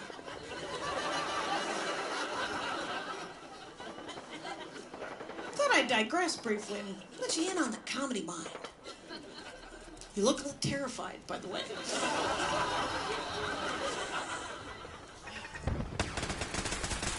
Please give it up for Jackie Cation.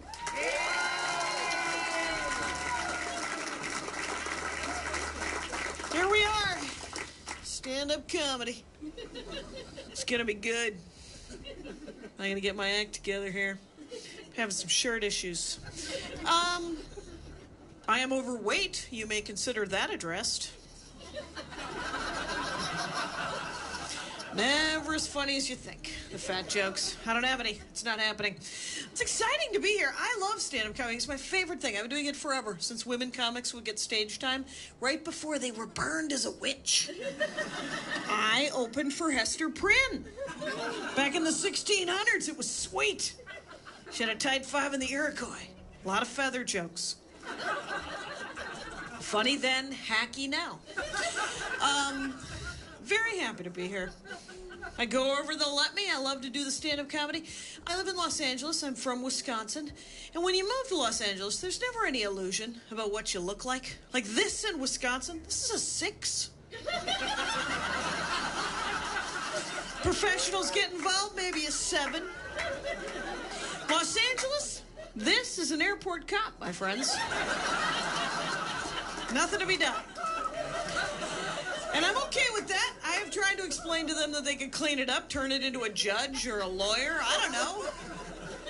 Play whatever you want. And I travel all over the place, and I love to do stand-up comedy. But sometimes I get a little smug. I can get a little in my own head about it. I forget sometimes that I'm from Wisconsin. Yeah. What does it mean? I'll tell you what it means. Sometimes I go to, like, Arizona. Here's what's happened. I don't know if...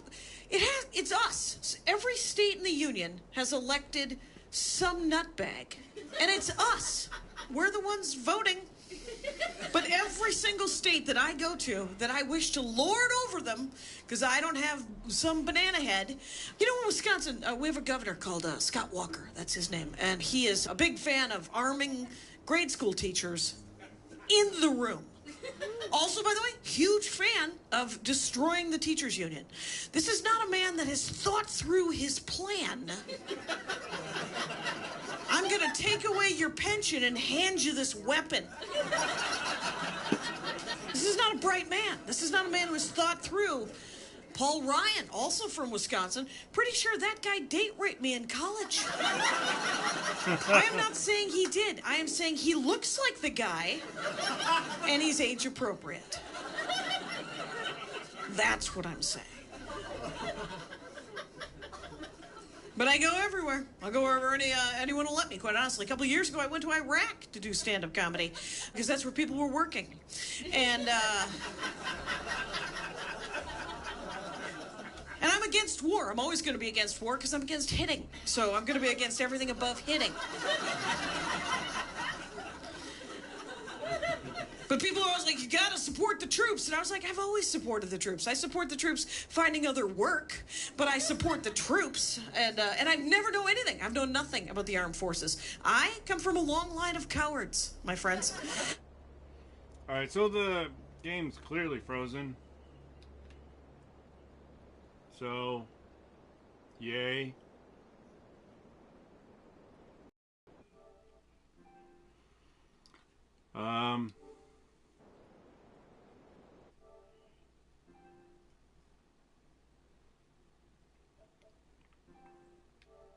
New stream.